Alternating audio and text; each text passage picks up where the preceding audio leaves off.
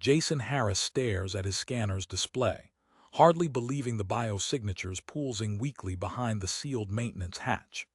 His experience as a former Special Forces operator tells him this is wrong. The abandoned Tarkalian mining facility on asteroid NK-2547 should be empty, evacuated months ago after an alleged radiation leak. The cramped maintenance shaft forces him to crouch as he approaches the hatch. His augmented reality display overlays structural analysis data across his field of vision, confirming what he already knows: this asteroid is dying. In less than 72 hours, NK-2547 will plunge into the system's sun, taking all its secrets with it. The plasma cutter hums to life in his gloved hands. Blue-white energy carves through the hatch's locking mechanism with surgical precision. The metal groans, then gives way. What he finds inside stops him cold. Two young Tarkalians huddle in a crude shelter built from discarded mining equipment. Their gray exoskeletons mark them as lower caste, and their bioluminescent markings, normally a vibrant blue, barely flicker with life. The female, appearing around 8 in human years, shields her younger brother with her body. Their mandibles quiver in terror at the sight of him. "Please," his universal translator renders their chittering sounds into speech. "We surrender. No more work. No more pain." Jason's jaw clenches. He's seen this before: the telltale signs of slave labor. Malnutrition has left their shells dull and brittle. Fresh scarring suggests regular abuse from Krongik's overseers. These children are casualties of the Tarkalian warrior caste's barbaric practice of selling their own kind into bondage. The children press themselves further into their makeshift shelter as Jason takes a step forward. Their reaction speaks of conditioning. They've learned to expect violence from bipedal species. His ship, the Second Chance, waits 2 levels up, but the main lifts are dead. They'll have to navigate maintenance shafts designed for Tarkalian physiology while avoiding the facility's automated defense systems that still mark humans as hostile. The deck plates shudder beneath his feet. Another reminder that time is running out. The facility's infrastructure is failing, and the asteroid's decaying orbit won't wait for anyone. Jason kneels slowly, keeping his hands visible. "I'm getting you out of here," he says, knowing his translator will convert his words. "You don't have to be slaves anymore." The children exchange uncertain glances, their antennae twitching in confusion.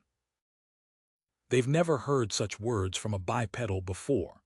As the asteroid tumbles toward its fiery end, Jason faces his first challenge, convincing these traumatized young Tarkalians that not all humanoids are monsters. "Trust requires proof," Jason says, keeping his movements slow and deliberate. He reaches into his equipment pouch and retrieves a nutrient capsule, demonstrating its use on his own arm first. The young female's antennae twitch with interest as his medical scanner displays improved vital signs. The maintenance shaft's flickering illumination panels cast dancing shadows across the corroded walls. Jason's tactical display highlights structural weak points in angry red. The asteroid's degrading orbit already strains the facility's aging infrastructure. A distant boom echoes through the shaft, followed by the groan of stressed metal. "We need to move," he says, offering the nutrient injector. The female hesitantly extends her foreleg, allowing him to administer the supplement. Her bioluminescent patches brighten slightly. Her brother, who Jason's translator identifies as Kex, receives the same treatment. Jason's AR overlay maps potential routes through the maintenance network.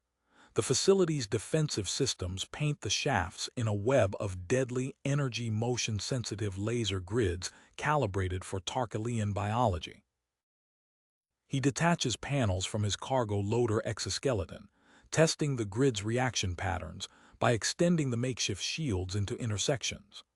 "Watch," he instructs, demonstrating how to identify safe passages. The children's natural flexibility proves invaluable. Their arthropod bodies slip through gaps that would stop any adult.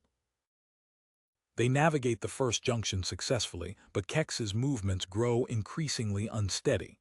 Arya's alert tone chimes in Jason's calm. Multiple vessels detected on approach vector, classified as Tarkalian salvage fleet.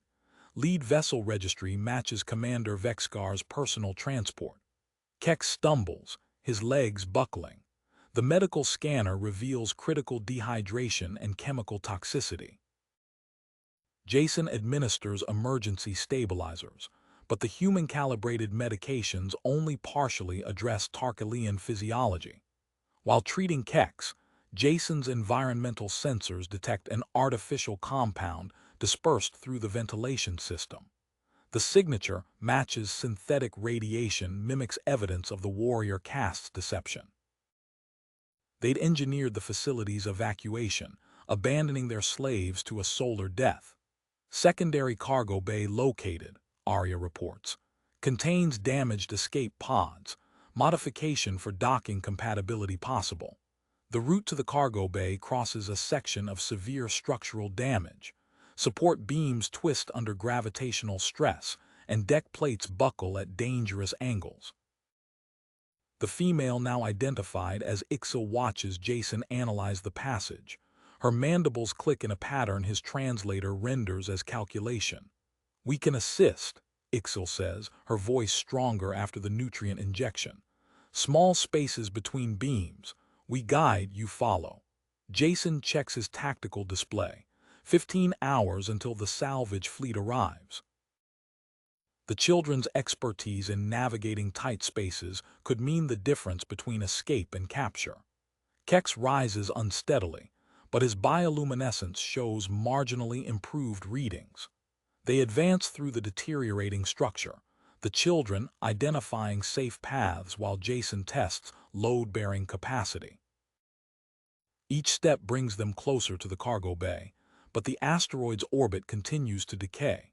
Metal screams around them as cosmic forces tear at the facility's skeleton. The cargo bay's entrance reveals 5 Tarkalian escape pods. Their organic curves contrast sharply with human engineering, but Jason's engineering expertise spots compatible connection points. He begins removing access panels, preparing for the modifications needed to dock with the second chance. A violent shudder runs through the asteroid.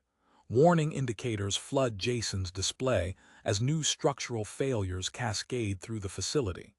The children press close to him, their earlier fear of humans overshadowed by more immediate dangers. Time ticks away as Jason works to bridge the gap between alien technology and human salvation. Jason's hands moved swiftly across the escape pod's access panel when his suit's engineering sensors detected a new threat. The structural analysis revealed massive instabilities spreading through the adjoining sections. They couldn't stay here. The cargo bay's integrity was compromising faster than expected. "Different path," he said, pulling up the facility schematic on his AR display. "We'll need to move through the loading bays." Ixil's antennae twitched as she studied the holographic map floating above Jason's wrist display. "Dangerous. Power fluctuations affect gravity systems there." His sensors confirmed her assessment. The loading bays showed chaotic gravity readings, patches of 0G bordered by zones of crushing force. Jason detached the remaining power cells from his cargo loader, fingers working quickly to reconfigure the components. "Watch," he said, activating the jerry-rigged device. A sphere of stable gravity enveloped them, evidenced by the debris around them settling into a normal pattern. "This will protect us, but only for short periods." They advanced through the loading bays in careful bursts, timing their movements between stable zones. Kex stumbled during one transition, his weakened legs barely supporting him. The power cell's whine increased as Jason pushed it to maintain their protective field. Behind a buckled bulkhead, they discovered an emergency medical station. Tarkalian script adorned the sealed containers inside. Jason's scanner identified juvenile-specific nutrients and medical nanites. "Hold still," he instructed, administering the specialized supplements.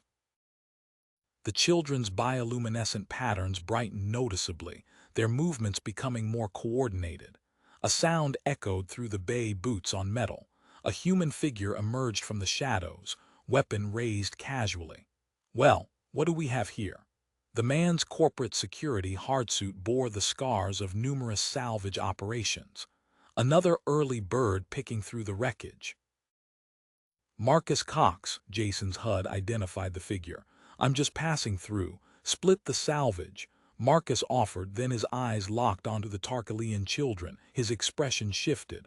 Wait, those are Vexcar's lost assets. He's paying premium for their return. Marcus's hand tensed on his neural disruptor. Jason reacted instantly, shoving the children behind a cargo container as the weapon discharged. The gravity distortions turned the fight into a three-dimensional chess match. Jason used his zero-G combat training to advantage, timing his moves through high-gravity zones to increase momentum. Marcus fired again, but the shot went wide as a gravity shift pulled him off balance. Jason closed the distance, using the enhanced mass of a 3G zone to add force to his strike. The former security officer crumpled, his neural disruptor clattering across the deck. Jason secured Marcus with cargo restraints and claimed his equipment. The salvage scout's detailed scans revealed unwelcome news. The main fleet had accelerated their approach, now just 12 hours out. Worse, the asteroid's decay was accelerating. A pattern in Ixil and Kex's bioluminescence caught his attention. The medical scanner revealed the truth: they were entering a critical developmental phase. Without proper hormonal treatment, they risked permanent damage. Marcus's security credentials unlocked new sections of the facility's database. An alternative route appeared through environmental control. The path looked more stable, but active defense drones patrolled the area. Can you identify drone patrol patterns? Jason asked Ixil. She studied the schematic, mandibles clicking. Yes, they follow strict protocols, predictable paths. Jason checked his remaining power cells. The gravity stabilizer was nearly depleted, but they had no choice. The loading bays were becoming too unstable. He helped Kex to his feet, noting how the medical nanites had improved the young Tarkalian's condition. Stay close, he instructed. We're going to move quickly and quietly. Those drones won't expect us to know their patterns. The children pressed close as Jason led them toward environmental control. Behind them, the cargo bay's superstructure groaned as another section failed.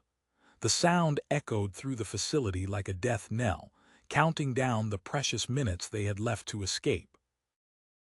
Jason accessed Marcus's security credentials through his wrist interface, analyzing the environmental control system's data stream. 3 distinct patrol patterns emerged. The T-457 Guardian drones followed rigid protocols optimized for Tarkalian intruders. Their sensors are calibrated for your kind, Jason explained, watching a holographic representation of the drone paths. He adjusted his exosuit's electromagnetic output, syncing it with maintenance frequencies. But we can use that to our advantage. Ixil's bioluminescent patches pulsed as she studied the patrol diagram. The drone closest to their position suddenly twitched, its optical sensors struggling to maintain focus. Jason's tactical display registered the momentary sensor disruption.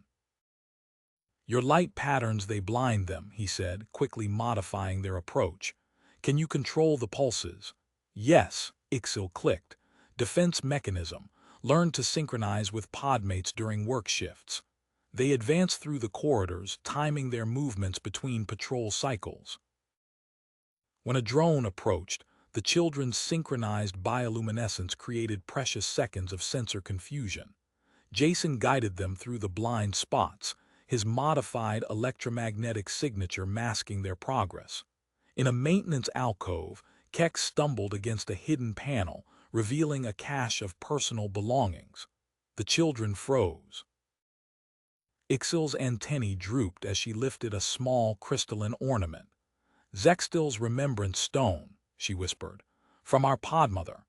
Jason retrieved a data crystal tucked among the items. His scanner decoded fragments of recorded messages testimony from adult slaves detailing the facility's true purpose. He secured the crystal, noting how the children's postures had changed, their movements becoming more deliberate. The corridor ahead terminated at a massive decontamination chamber. Warning symbols in Tarkalian script marked the entry points. Jason's chemical analysis revealed a lethal cocktail of decontaminants harmless to Tarkalian physiology but corrosive to human tissue. Alternative route, he said, identifying a waste reclamation access point. Through here, but we'll need protection.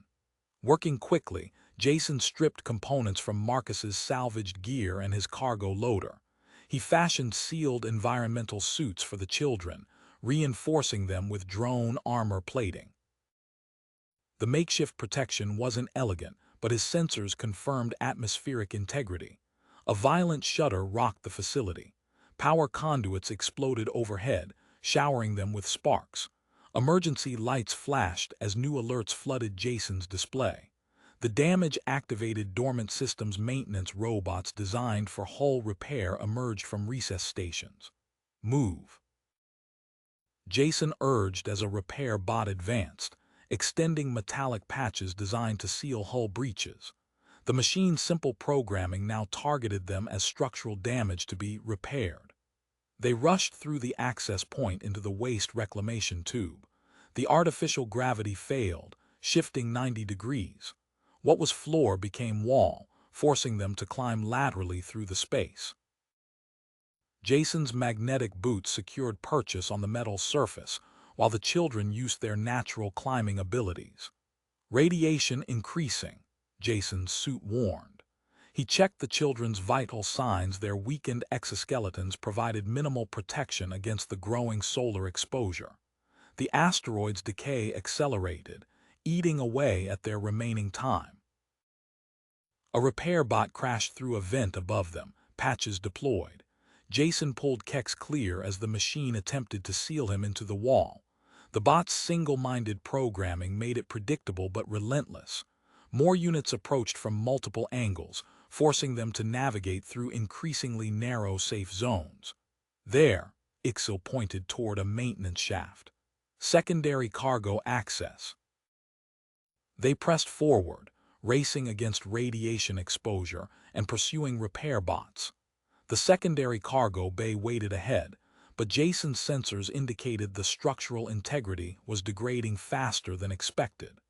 Behind them, the sound of metal on metal echoed through the tube as the repair bots continued their mindless pursuit. Jason checked his exosuit's power reserves critically low after maintaining the gravity stabilizer. The repair bot's metallic chorus echoed through the tube, growing closer. He needed a different approach. Hold position, he instructed, detaching a damaged repair bot's central processor. His fingers worked swiftly, connecting salvaged components into a crude signal broadcaster. The device activated with a low hum, transmitting false structural alerts. The pursuing robots paused, then diverted toward the fraudulent damage signals. Smart thinking, a voice called from above. Jason's tactical display identified a figure in a sealed research uniform, though those machines will return once they verify the false signals. Dr. Robert Walsh, the man introduced himself, descending through a maintenance hatch. I've been monitoring your progress through the facility sensors. The gravity shift made the next section treacherous. Jason fashioned a harness system from his remaining cargo straps, securing the children to his exosuit. Kex's weakened legs trembled as they began their lateral climb. Their condition is deteriorating faster than standard parameters, Walsh observed, scanning the children with a medical device. The developmental cascade requires specific hormonal treatment. The xenobiologist accessed a wall terminal, fingers flying across the interface. I've spent weeks documenting everything here: breeding programs, genetic manipulation, all of it. The data proves systematic exploitation. Walsh led them to his sealed lab, where banks of servers hummed with accumulated evidence. He adjusted the medical nanites programming, optimizing them for Tarkalian physiology. The children's bioluminescence strengthened noticeably. A power surge rippled through the section. Emergency containment fields flickered to life, nearly trapping Ixil between barriers. Jason pulled her clear as his tactical display updated. The salvage fleet had split into smaller units. "We have less than 8 hours," Jason said, studying the approach vectors. "They're planning a multi-point insertion." "There's something you need to see." Walsh directed them to a secondary research bay.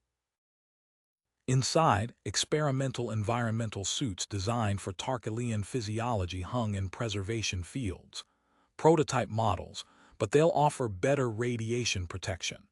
Jason examined the experimental propulsion units stored beside the suits. "These could work with the escape pods, give us the thrust needed to break orbit." His sensor array detected the first wave of Vexgar's forces, Tarkalian shock troops equipped with phase-shift technology. Their energy signatures appeared at multiple entry points, systematically sweeping inward. "They're bypassing security barriers," Jason noted, helping Kex into one of the prototype suits. "We need to move. Now." Walsh downloaded his research data while Jason modified the propulsion units for transport. The facility's superstructure groaned as new micro-fissures formed in the hull plating. Their window of opportunity narrowed with each passing minute. Ixil's antennae twitched toward a distant sound, the distinctive hum of phase-shift generators. The shock troops were getting closer. Jason activated his tactical overlay, mapping their previous route to the cargo bay. Multiple red zones indicated compromised sections. "Alternative path through maintenance shaft C7, Walsh suggested, indicating a narrow utility corridor. "It's not on standard facility schematics." Jason secured the last propulsion unit as the children adjusted to their new environmental suits. Behind them, the research bay's power grid failed, emergency lights casting everything in crimson shadows. They needed to reach those escape pods before Vexgar's forces cut off their escape route entirely. A sharp mechanical whirring drew Jason's attention to his tactical display. The maintenance robots had altered their behavior patterns, converging into organized clusters rather than operating independently. His sensor array tracked their movements as they combined into larger units, their corrupted programming evolving beyond basic repair protocols. "The bots are adapting," he informed Walsh while securing the last propulsion unit. "They're forming swarms." Walsh's fingers flew across his medical console, initiating the prototype suit calibration sequence. These suits require precise biorhythmic synchronization. Rushing it could trigger cascade failures during atmospheric re-entry. Jason's tactical overlay highlighted the approaching robot formations. "How long?" 30 minutes per suit minimum. Walsh guided Kex into the calibration chamber. The neural interface has to map their specific physiological patterns. The facility shuddered violently. Warning klaxons blared as the automated docking systems activated, massive guide beams extending to receive Vexgar's approaching vessels. The vibrations triggered a chain reaction through the weakened structure. Emergency bulkheads slammed down in rapid succession, sealing off their planned escape route. Jason accessed the facility's maintenance logs through Marcus's security credentials. "There's another way through waste processing. The chemical filtration system connects to the secondary cargo bay." "Those chemicals will eat through standard protection," Walsh warned, monitoring Kex's calibration progress. A new alert flashed across Jason's display. The structural damage had compromised the biological research containment units. His chemical sensors detected the release of engineered parasites specifically designed to target escaped Tarkalian workers. "The children's pheromones will draw them," Walsh said, checking the facility schematics. "But the waste processing chemicals could mask their signatures. Storage tanks are in section D14. Jason calculated power reserves in his remaining cells. I'll extract the compounds, keep them safe. The first impacts of Vexcar's boarding teams resonated through the hull. Phase-shifted troops bypassed the outer barriers, their systematic sweep patterns indicating a deliberate search operation. Above, the robot swarms began sealing entire corridors with industrial patches. Jason moved swiftly through the deteriorating facility, his tactical display tracking multiple threat vectors. The artificial gravity fluctuated wildly as the asteroid's decay accelerated. Zones of crushing pressure formed in random patterns, forcing him to plot careful routes between them. He reached the chemical storage section and activated the separation systems. The power cells hummed as they processed the caustic compounds. His sensors monitored the approaching robot swarms while the extraction completed. A sudden gravimetric surge slammed him against the wall. The facility's superstructure groaned under intense pressure. His suit sensors registered force levels that would crush standard environmental protection. The experimental Tarkalian suits were their only chance of surviving similar conditions during their escape. Jason secured the extracted chemicals and began his return journey. The robot swarms had sealed several passages, forcing him to navigate through increasingly narrow gaps between the industrial patches. He accessed the waste processing controls through his wrist interface, plotting their escape route before it became completely inaccessible. The propulsion unit modifications would require precise calculations. Any error in the thrust ratios could send them spiraling into the sun rather than achieving a stable escape trajectory. His mind worked through the equations as he moved, calculating thrust coefficients and gravitational variables. Walsh's voice crackled through his comm. First suit calibration complete. Beginning second sequence. The phase-shifted teams are moving deeper into the facility. Jason checked his tactical overlay. They had minutes, not hours, before Vexcar's forces reached their position. The robot swarms continued their relentless sealing operation, threatening to trap them if they delayed too long. He reached the research bay as Walsh completed the second suit's neural mapping. The children's bioluminescence pulsed steadily, indicating the calibration had stabilized their conditions. Now they faced their most crucial task, modifying the propulsion units while protecting their position from multiple advancing threats. The sound of phase-shift generators grew closer. Through the walls, maintenance robots continued their mindless march to seal every breach. Time compressed around them as Jason began the delicate process of integrating the experimental propulsion systems with their only means of escape. A thunderous crack echoed through the facility as Jason connected the final power coupling. Warning indicators flashed across his tactical display. The primary coolant system had ruptured under the combined structural stresses. Superheated liquid burst through weakened seals, flooding adjacent corridors with scalding vapor. Walsh, we need to move. Now. Jason's sensors tracked the rapidly spreading thermal front. Coolant breach in sections C4 through D2. Calibration equipment won't survive these temperatures. Walsh activated emergency containment protocols. Secondary maintenance bay in E7 should be secure enough.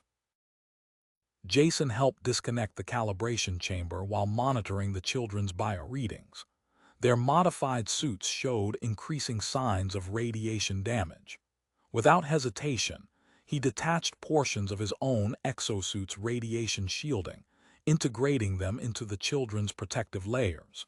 His tactical display flickered as the facility's defense grid activated. Quadrupedal security mechs emerged from charging stations, their weapon systems powering up. Unlike the simple repair bots, these units moved with predatory precision, scanning for targets with advanced optical arrays. Tours to emergency channel. A new voice cut through the static. Anyone monitoring this frequency?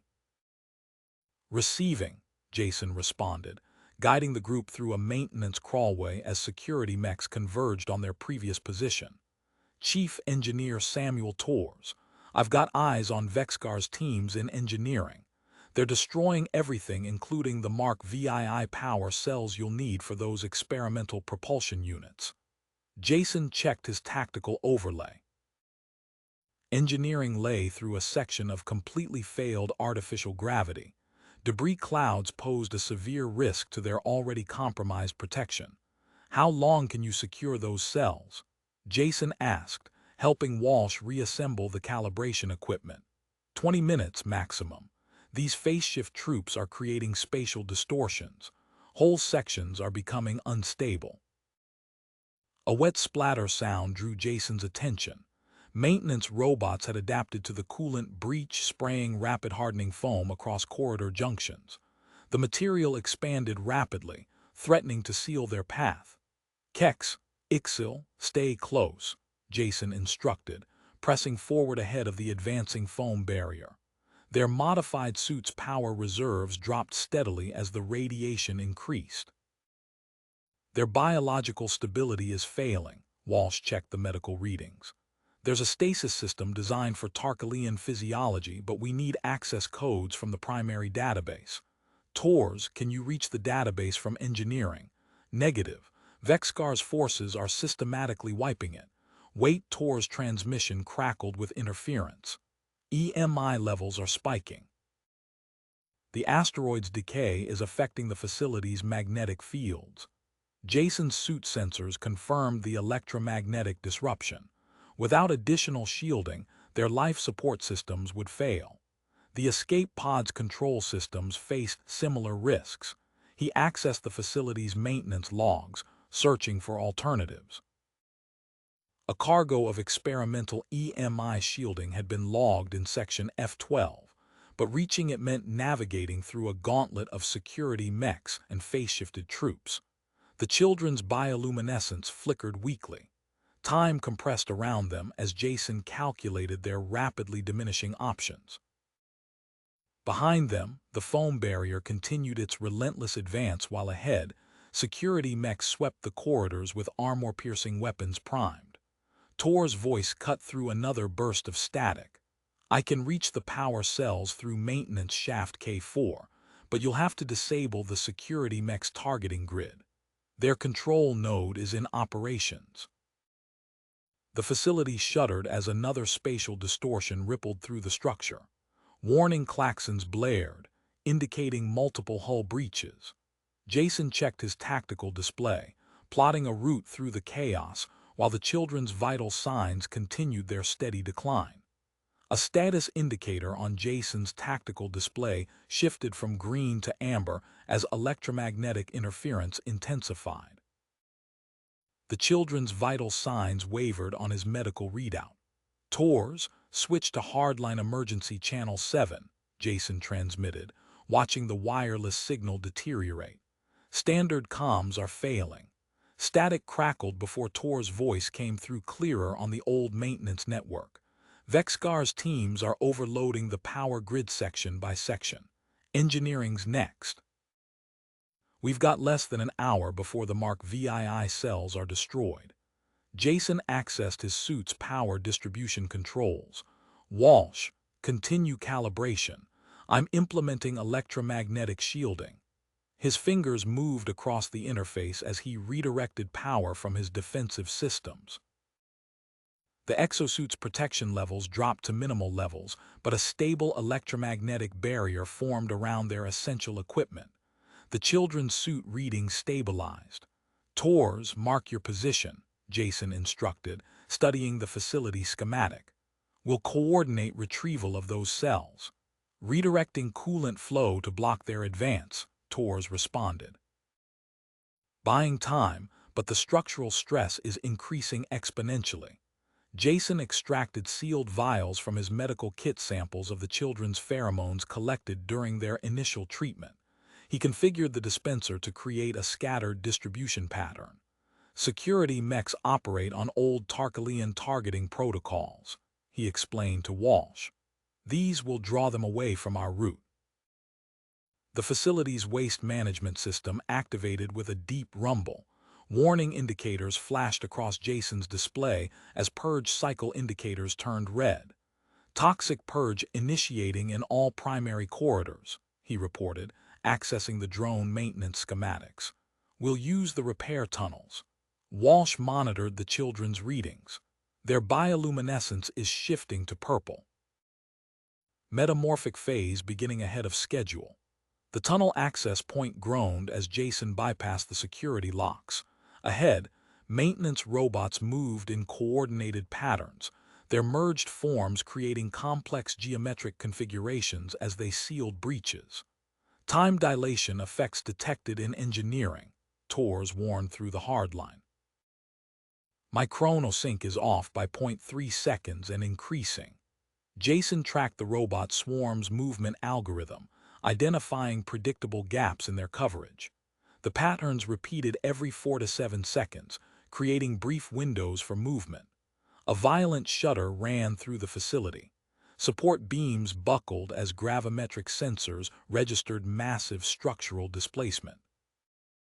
Two sections collapsed, debris clouds billowing through depressurized corridors. New route to engineering opening, Jason announced, watching the tactical overlay update. Unstable but direct path through the collapse zone. He guided Kex and Ixil toward the maintenance tunnel entrance as Walsh finished another calibration sequence. Their purple bioluminescence pulsed weakly behind their modified suit visors.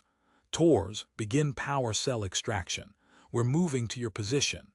Jason activated the pheromone dispensers, watching as security mechs altered their patrol vectors to investigate the false signatures. Walsh, maintain electromagnetic shielding. We'll need to move precisely between the swarm's coverage gaps. The tunnel walls creaked as shifting structural loads threatened to seal their path. Above, the robot swarms continued their relentless advance, while Vexgar's forces methodically destroyed the facility's systems. Time compressed around them as Jason led their group deeper into the failing superstructure, racing against the facility's accelerating collapse. Through the hardline, Tors transmitted engineering sensor data showing expanding spatial distortions. The phase-shift technology tore reality into unstable pockets of altered time, forcing Jason to calculate each movement with increasing precision. Every second counted differently depending on their position within the facility's fragmenting spaces. The maintenance tunnel curved ahead, leading them toward engineering, and their only chance of salvaging the power cells they needed to escape. Behind them, the sounds of systematic destruction echoed through the facility's dying superstructure. Jason checked his tactical display as they approached another swarm coverage gap. The window would open in 17 seconds, assuming local time dilation remained stable enough for accurate predictions. He motioned for the group to prepare for their next coordinated movement through the chaos. Jason tracked the final seconds until the swarm's coverage gap. Move, he transmitted through the hardline, leading the group through the maintenance tunnel's junction. As they cleared the intersection, he accessed the facility's command architecture through a maintenance terminal. Walsh, take these. He detached several modified drone components from his kit. The calibration equipment needs additional shielding. Use the parts to create a localized barrier around the children. Understood. Walsh began integrating the components into their portable setup. Their metamorphic response is accelerating, bioluminescent frequency shifting beyond normal parameters. The purple light emanating from Kex and Ixil's suits pulsed at increasing intervals. Security mechs in adjacent corridors suddenly shifted their targeting patterns, optical sensors disrupted by the unexpected frequencies. Through the tunnel's monitoring systems, Jason observed maintenance robots displaying similar confusion, their coordinated movements becoming erratic near the children's position. Tors, status update on engineering access. Primary route sealed. Implementing containment breach in coolant subsection D8. A series of calculated explosions echoed through the facility. creating a barrier between Vexgar's teams and the power cell storage. Jason's tactical overlay highlighted multiple gravity anomalies spreading through the central sections. Storage containers broke free from their moorings, experimental equipment scattering across engineering decks. His sensors identified Tarkalian gravity manipulation devices among the debris. Tors secure any intact gravity modulation units. We'll need them for the descent. The facility's structure groaned as another gravimetric wave rippled through the superstructure. Support columns buckled under the strain, triggering emergency protocols in the maintenance swarm. The robots began combining into complex geometric patterns, creating reinforced barrier structures across multiple sections. Swarms sealing the central facility, Walsh reported, monitoring the pattern analysis. 2 hours until they reached the escape pod access points. Jason guided them through a junction where 3 maintenance tunnels converged. The swarm's new formations, while threatening their escape route, provided unexpected cover from security mech patrols. He tracked the robots' predictable transformation sequence, timing their movements between the shifting barriers. A phase-shift squad materialized in a corridor ahead, their tactical equipment distorting as it interacted with the facility's degrading magnetic field. The soldiers' movements became uneven, caught in localized temporal disruptions. Jason accessed the environmental controls, increasing the magnetic interference in their section. The phase-shift troops vanished, trapped in a pocket of altered time. Tors, I'm reading containment degradation in the power cell storage. Status: cells are locked down. Magnetically sealed containment units with bioauthentication protocols. Tors transmitted security schematics.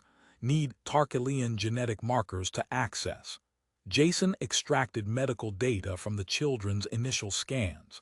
Sending biometric parameters. Begin decryption sequence on the physical locks. Through the maintenance sensors, he detected specialized charges being planted near the reactor core.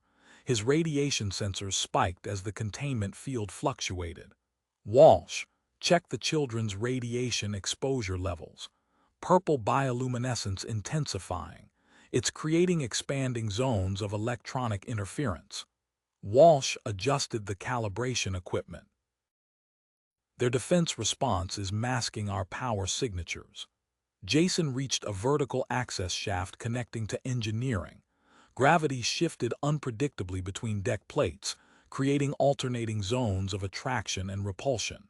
He secured their equipment and began calculating safe traverse points through the gravitational maze.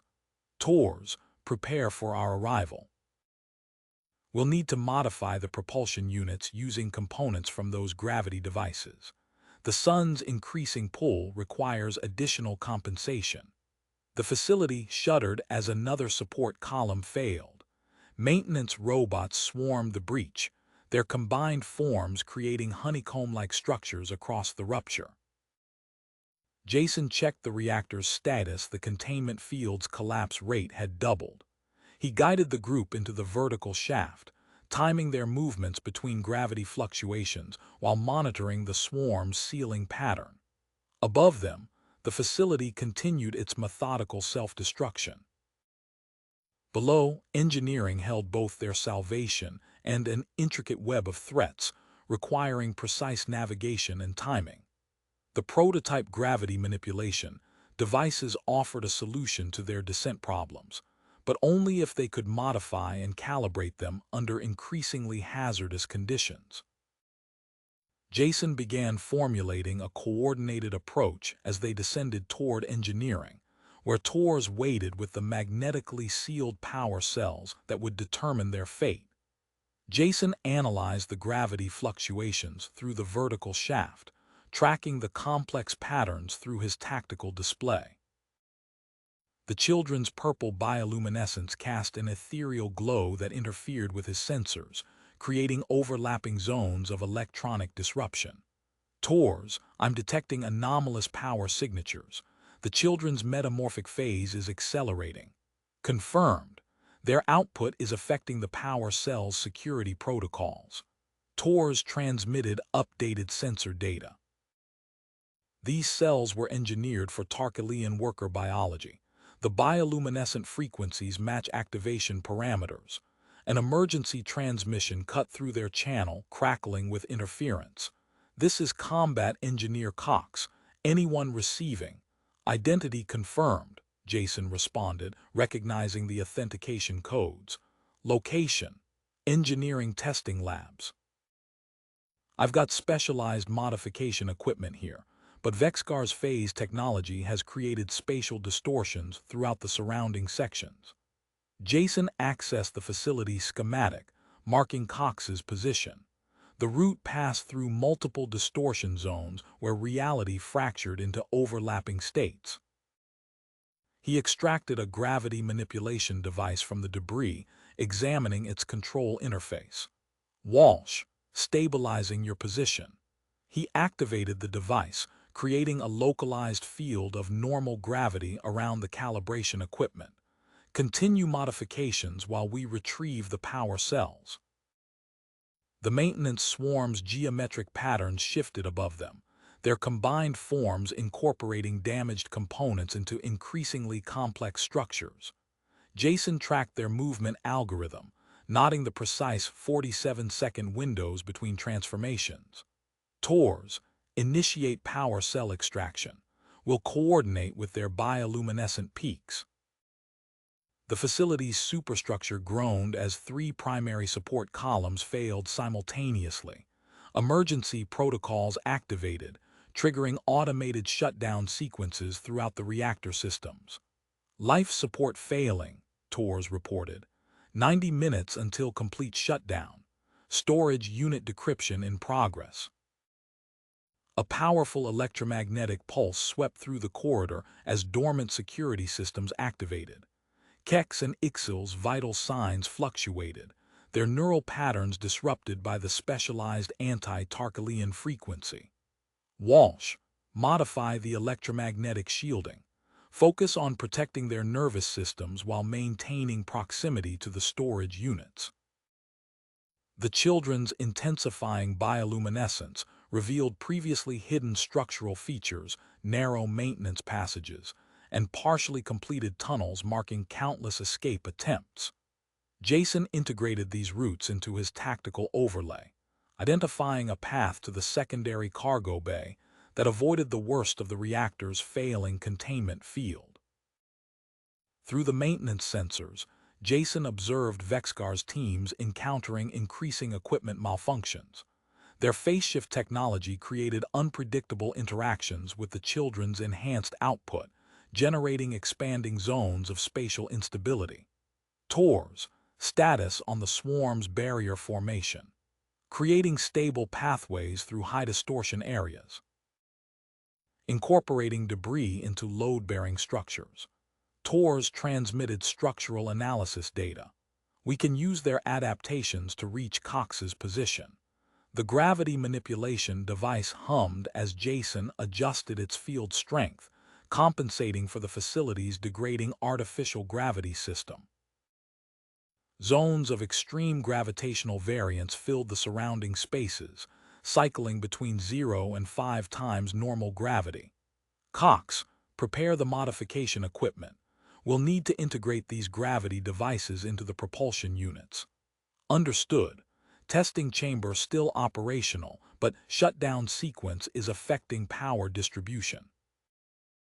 Jason guided their group through the next swarm coverage gap, timing their movement precisely with the robot's transformation cycle.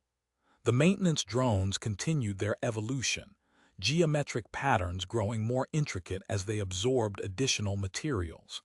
His tactical display highlighted multiple critical system failures converging towards simultaneous breakdown. The reactor's containment field fluctuated dangerously as structural integrity readings dropped into terminal ranges. Above them, the swarm's expanding barriers threatened to seal their escape route permanently. TORs, begin final power cell extraction sequence. Their bioluminescent output matches activation requirements. The facility shuddered as another support column buckled. Jason accessed the environmental controls, creating a stable corridor through the gravitational chaos, while the children's enhanced frequencies continued disrupting Vexcar's phase-shift equipment. Time compression effects intensified around them as they moved deeper into the distortion zones. Multiple versions of corridor sections overlapped, structures existing simultaneously in various states of decay. Jason tracked their position through the quantum uncertainty, calculating each movement to avoid zones of maximum instability. The path to engineering's testing labs stretched before them, a maze of spatial distortions and evolving swarm barriers requiring precise navigation. Every system in the facility raced toward critical failure, while their window of opportunity narrowed with each passing moment. Through the hardline channel, Cox transmitted specialized tool signatures from the testing chamber. The modification equipment remained functional, offering their best chance at adapting the propulsion units for their escape. Jason coordinated their approach vector, integrating swarm movement predictions with gravitational stabilization calculations as they advanced through the facility's disintegrating infrastructure. A high-priority alert flashed across Jason's tactical display as new sensor data streamed in. Combat engineer Sarah Cox had initiated an emergency reactor purge sequence, her override codes triggering a cascade of system responses throughout the facility. "Reactor purge in progress," Cox transmitted, "buying us 30 minutes of stability before containment degrades beyond recovery." The purge sequence activated dormant systems, revealing a previously hidden network of security protocols. Jason's tactical overlay highlighted new barrier emplacements and sensor arrays emerging from concealed positions, specialized containment measures designed specifically for preventing slave escapes. "Tors, coordinate with the swarm's transformation cycle. We need precise timing on these extractions." The children's bioluminescence pulsed in rhythmic waves, casting purple light through the corridors. Jason tracked the pattern through his sensors, marking the 3-7-second peaks when their biological signatures matched the power cell's security requirements. "Beginning extraction sequence," Tors reported. "Cell 1 disconnected during peak emission. Successful bypass of genetic locks." A new signal cut through their tactical channel, an authentication code Jason hadn't encountered since the facility's evacuation. "This is Specialist Kane. I have critical intel on Vexcar's approach vector." "Kane," Cox's voice carried clear surprise. "We thought you were killed in the initial assault. Been monitoring from a security hub." Vexcar's phase signatures are masking something bigger, a Purifear-class warship. Estimated arrival matches projected structural failure. They're planning to vaporize the entire facility. In the calibration chamber, Walsh's equipment emitted a sharp crack as gravitational distortions warped crucial components. Primary calibration unit damaged, down to single-suit processing capability. The children's bioluminescent patterns intensified, their synchronized pulses creating expanding zones of electronic interference. Calibration readings fluctuated wildly, forcing Walsh to switch to manual adjustments. "Tors, status on remaining power cells. 4 extracted, but showing unusual energy absorption patterns. The children's emissions are charging them beyond standard parameters. We have 20 minutes post-charging before risk of overload." The facility's superstructure groaned as the reactor purge completed. Pressure differentials rippled through maintenance swarm formations, collapsing sections of their geometric barriers. Hull-patching foam sprayed through fractured containments, forcing Jason to recalculate their route. "Contact." Cox's transmission crackled with weapons fire. Tarkalian strike team breaching testing lab perimeter. Phase shift signatures detected. Jason tracked the children's bioluminescent frequency through his tactical display. "Cox, modulate your defense screen to match their emission pattern. Their output destabilizes phase technology." The sound of electrical discharges echoed through surrounding corridors as Vexcar's forces began systematically overloading power nodes. Each detonation sent waves of gravitational distortion through the facility, creating zones where multiple spatial states overlapped. Kane, transmit security hub data. We need alternate routes to the testing labs. Sending facility schematics with hidden maintenance paths. Watch for automated countermeasures. The slave containment protocols are adaptive. Jason integrated the new data, mapping a complex path through the facility's degrading structure. They would need to time their movements precisely between swarm transformations, around gravitational anomalies, and through the children's protective interference patterns. TORS, begin power cell integration sequence. Cox, prepare calibration equipment for immediate processing when we arrive. Kane, maintain monitoring of that warship's approach vector.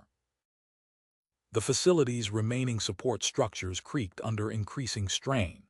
Through the maintenance sensors, Jason tracked multiple critical systems advancing towards simultaneous failure. They had a narrow window to execute their complex sequence of tasks, with each component dependent on precise timing and coordination. Another power node exploded, sending cascading electrical discharges through nearby corridors. The resulting spatial distortions created a maze of overlapping gravitational fields, requiring constant course adjustments as they advanced toward the testing labs. Through it all, the children's bioluminescence continued its rhythmic pulsing, their biological enhancement progressing toward an unknown threshold. Each wave of purple light marked another step in their metamorphic evolution, while simultaneously providing their best defense against Vexcar's pursuing forces. Jason analyzed the children's bioluminescent frequencies, matching their pulse patterns against the facility's emergency transmitter specifications. TORS, coordinate with Cox. We need those transmitters modified to amplify their emission frequency. Confirmed. Transmitter array accessed. Cox's voice came through static as another explosion rocked the facility. Reconfiguring wavelength parameters now. Through his tactical display, Jason tracked the expanding zones of interference created by the extracted power cells. Each cell pulsed with absorbed biological energy, temporarily disabling nearby systems in expanding waves. TORS, establish relay points at 20-meter intervals. Will move the cells in stages to protect critical systems. Marking safe zones now. First relay point established in Maintenance Sector 4. The suit calibration chamber's warning lights flashed as the primary atmospheric regulator failed. Dr. Walsh's hands moved across the controls, redirecting power to the backup unit. Main regulator destroyed. Secondary unit operational but limited to single-suit processing. Walsh examined the medical readouts. Phase biological changes are accelerating. Her oxygen absorption rate has tripled in the last 10 minutes. Prioritize her suit calibration, Jason directed. Kane, what's the warship's current vector? Maintaining orbital position at coordinates 227 Mark IV, creating a gravity well that could mask our launch trajectory. The maintenance swarm's geometric patterns shifted, their combined forms weaving reinforced pathways through the facility's weakening structure. Jason mapped their hull-patching activity, identifying a network of stabilized corridors. New route identified, he transmitted, following swarm-reinforced sections to cargo bay. Weapons fire intensified around Cox's position. Through the security feeds, Jason watched Tarkalian troops phase-shift into the testing labs. Their forms flickered and destabilized as they passed through waves of purple light. Phase-shift vulnerability detected during peak emissions, Cox reported between bursts of gunfire. Marking timing data now. The reactor's containment readings dropped another 12%. Emergency bulkheads began sealing throughout the facility, following predetermined quarantine protocols. TORS tracked the sealing sequence, Calculate safe intervals between barrier activations. Sequence mapped. We have 8-minute windows between sector lockdowns.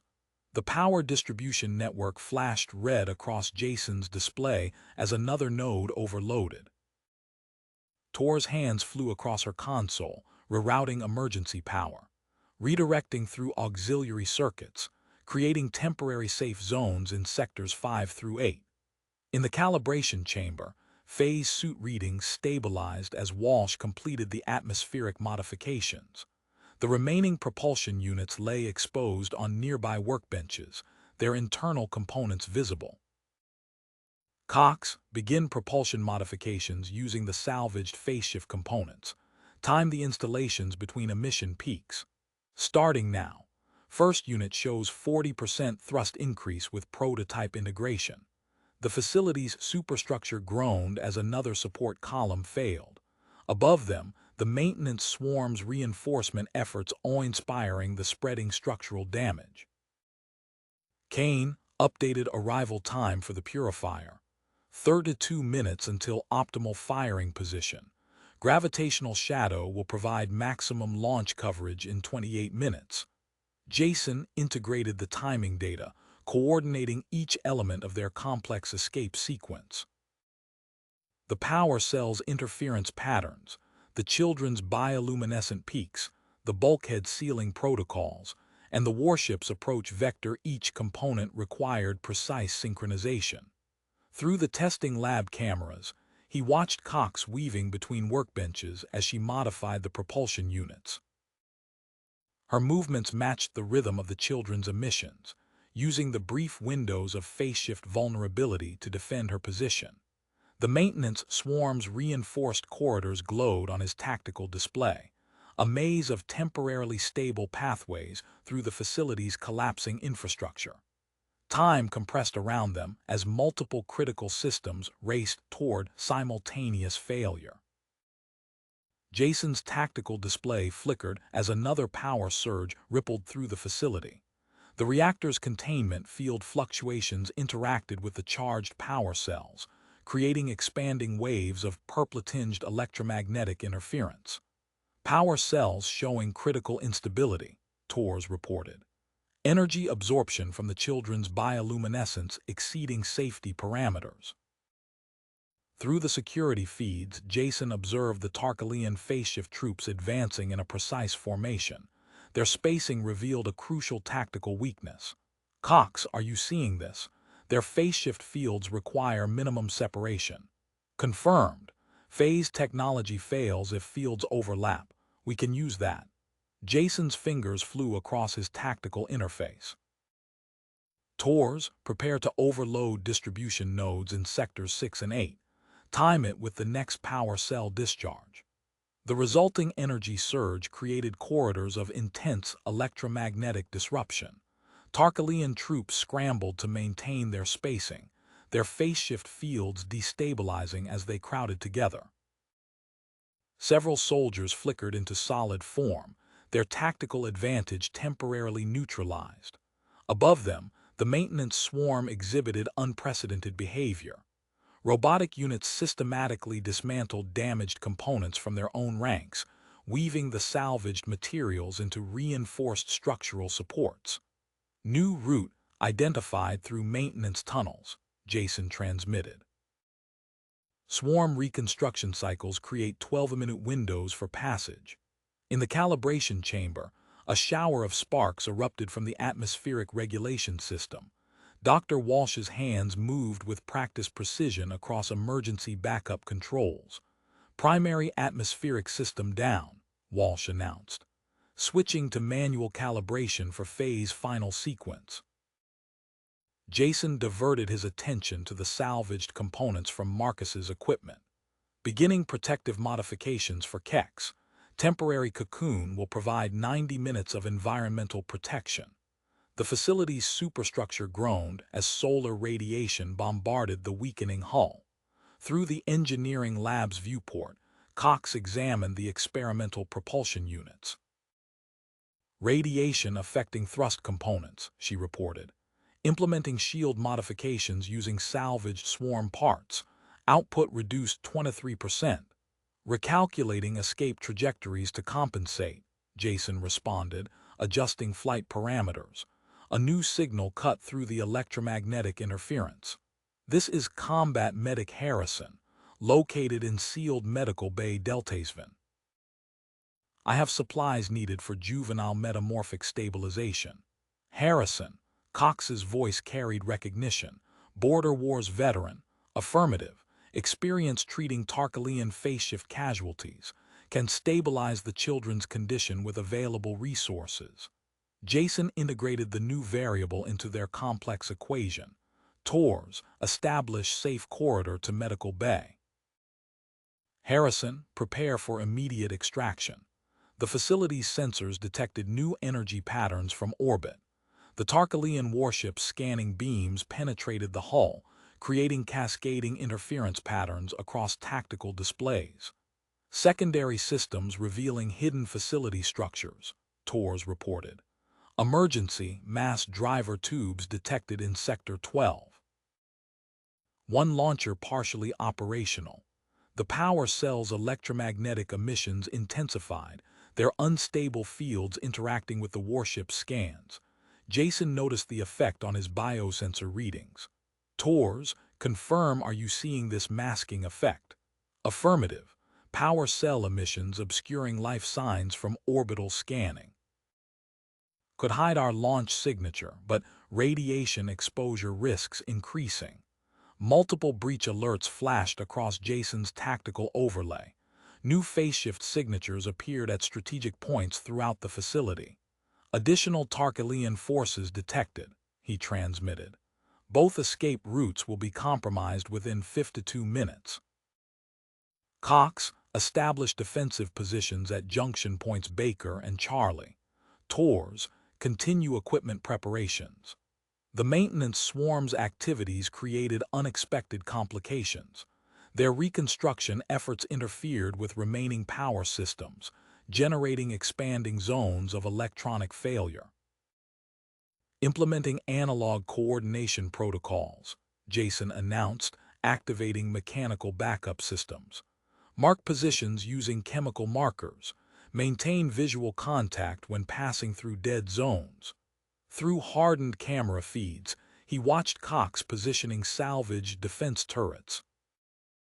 The modified weapons tracked phase-shift signatures, their targeting systems synchronized with the children's bioluminescent pulses. The facility's structure flexed under increasing gravitational stress. Maintenance swarm units worked with accelerating speed, their combined efforts barely keeping pace with the spreading damage. Harrison, status on medical preparations. Environmental control equipment modified for transport. Required temperature range established. Need stable power source for pressure regulation. Jason examined the facility's remaining resources, calculating optimal distribution of their limited equipment. Each decision carried cascading consequences, affecting multiple systems simultaneously. The power cells pulsed with increasing intensity, their electromagnetic interference creating a complex pattern of safe zones and hazard areas throughout the facility. Strategic movement now required precise timing between multiple concurrent cycles, swarm reconstruction, power cell discharge, and phase-shift vulnerabilities. Tor's voice cut through a burst of static. New breach detected in Sector 9. Tarkalian forces advancing toward primary equipment cache. The maintenance swarm's geometric patterns shifted, their combined forms adapting to the facility's accelerating decay. Jason tracked their movements, identifying narrow windows of opportunity within their evolving reconstruction sequence. Through the chaos of multiple system failures, a pattern emerged, a complex choreography of overlapping cycles and temporary safe zones. Success would require threading through these narrow gaps with perfect timing while managing the children's deteriorating condition. Cox's modified defense turrets opened fire, their energy pulses synchronized with the power cell's electromagnetic disruption fields. The combined effect created zones of intense phase-shift interference, temporarily containing the Tarkalian advance. Harrison, prepare for extraction, Jason transmitted. TORS, coordinate power cell movement to mask our approach to Medical Bay Deltasven. Delta Team advancing through Sector 7, TORS reported. Harrison's location will be compromised in 6 minutes. A thunderous crack echoed through the facility as the maintenance swarm's hull-patching foam made contact with an electromagnetic surge. Jason's display lit up with urgent alerts. The foam was crystallizing into an impenetrable barrier across their primary escape corridor. Primary route blocked, he transmitted. Initiating contingency plan. TORS access mass driver controls. Main controls unreachable, located behind Tarkalian defensive line. TOR's fingers flew across her console. Found maintenance override terminal in service tunnel D14. Through the security feeds, Harrison's voice cut through. Detected critical flaw in Tarkalian suit designs. Their radiation shielding fluctuates when exposed to electromagnetic interference. The children's bioluminescent emissions spiked on Jason's monitors. Purple light pulsed through the facility's corridors with increasing intensity. On his tactical display, he watched Vexgar's troops scatter, maintaining wider formations as the electromagnetic disruption intensified. Power systems failing in zones 3 through 7, TORS called out. Children's emissions creating cascading electronic failures. Cox's voice crackled through the comm. Propulsion modifications complete, but output is insufficient. Calculating thrust requirements. We need an additional 4,000 newtons to achieve escape velocity. The facility's structure groaned as another support beam buckled. Jason tracked the maintenance swarm's movements, nodding their precise anticipation of structural failures. Their geometric patterns shifted moments before each new collapse. TORS, overlay swarm prediction data with structural integrity map. The resulting display revealed a complex pattern of imminent failure points spreading across the facility. A narrow path emerged between predicted collapse zones, leading to the service tunnel entrance. Harrison, prepare patients for immediate transport. Cox, time propulsion ignition with structural shift in Sector 12.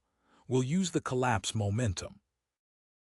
The Tarkalian warship's energy weapons carved precise patterns across the asteroid's surface. Solar radiation poured through the weakening hull, creating expanding zones of environmental instability. They're methodically sealing our escape vectors, Kane reported. Orbital decay accelerating. 38 minutes until critical. Walsh's voice carried controlled urgency.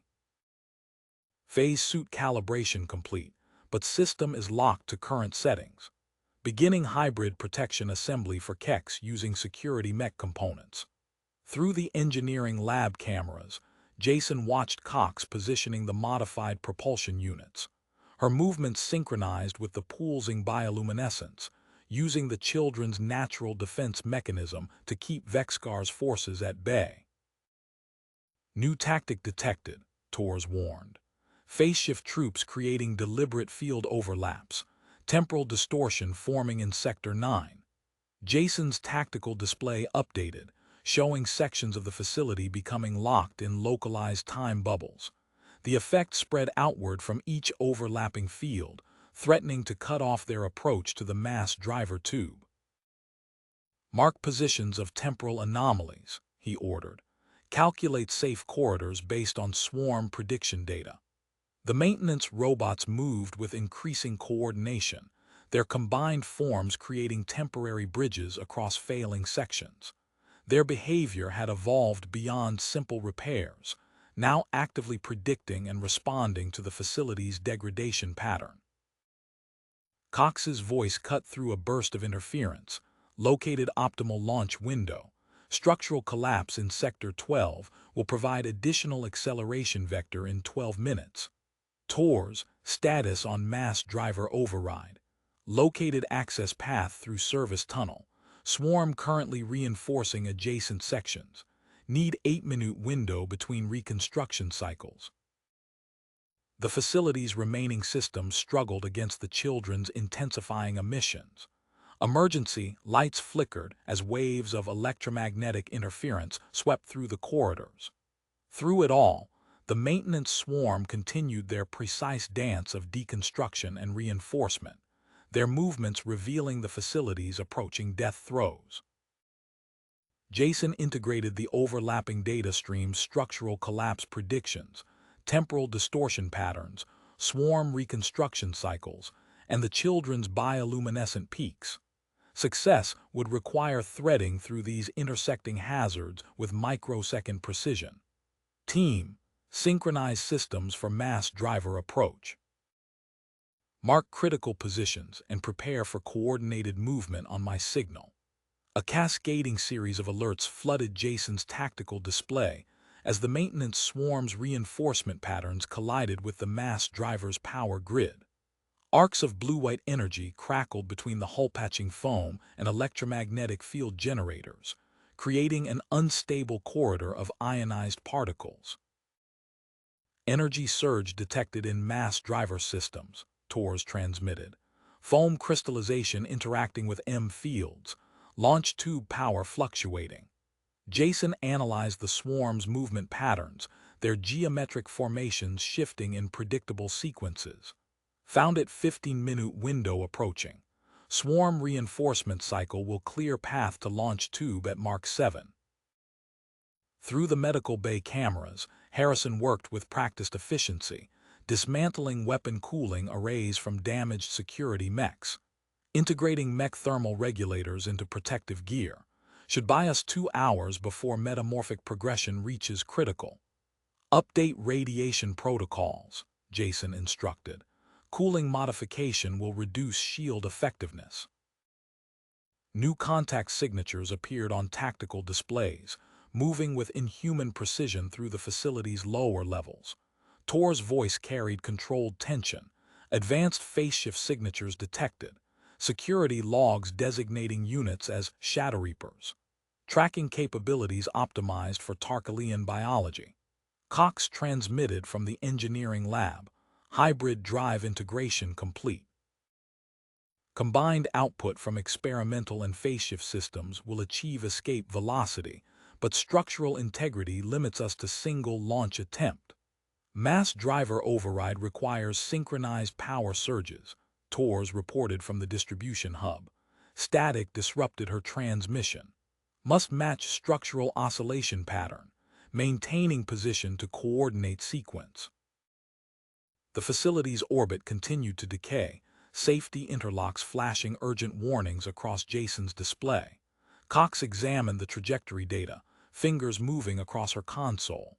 Installing gravity manipulation units along launch tube. Each device needs manual calibration under direct solar exposure. In the medical bay, Dr. Walsh struggled with degrading security mech components. Electromagnetic interference affecting hybrid protection system. Implementing power rotation schedule for Kex's gear. Required constant monitoring. Jason studied the maintenance swarm's evolved behavior patterns, their movements following precise mathematical sequences that anticipated structural failures. Team, mapping safe route through swarm-reinforced sectors. Will transmit coordinates at 10-second intervals. Energy beams from the Tarkalian warship carved methodically through the facility's escape pod bays. Heat blooms spread across thermal sensors, creating expanding distortion fields around the mass driver's guidance arrays. Compensating for thermal interference, Cox transmitted. Modifying remaining power systems to generate false launch signatures should mask our actual trajectory. The children's bioluminescence intensified, interacting with charged power cells to create localized gravitational distortions.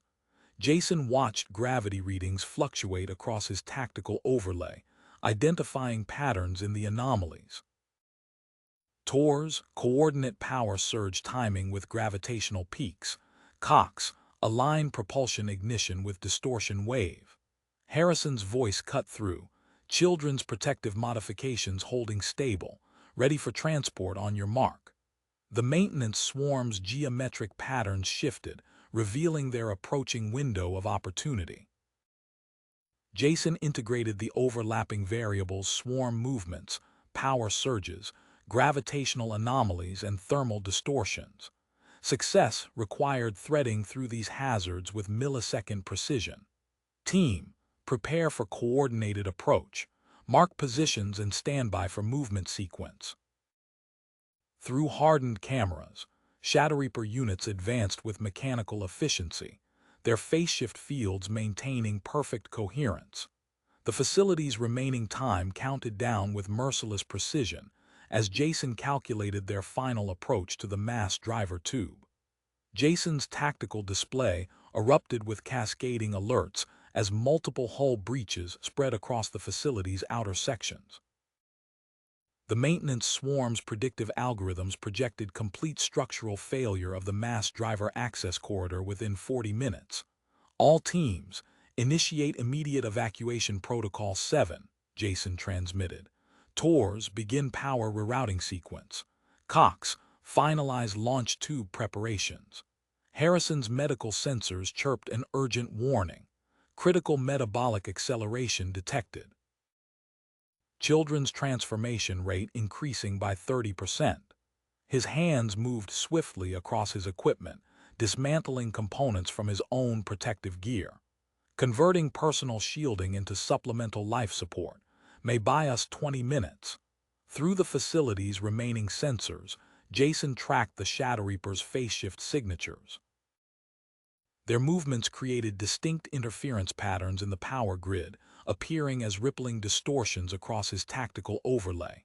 He marked their patrol routes, identifying a narrow path between their search patterns. Found viable approach vector, he transmitted.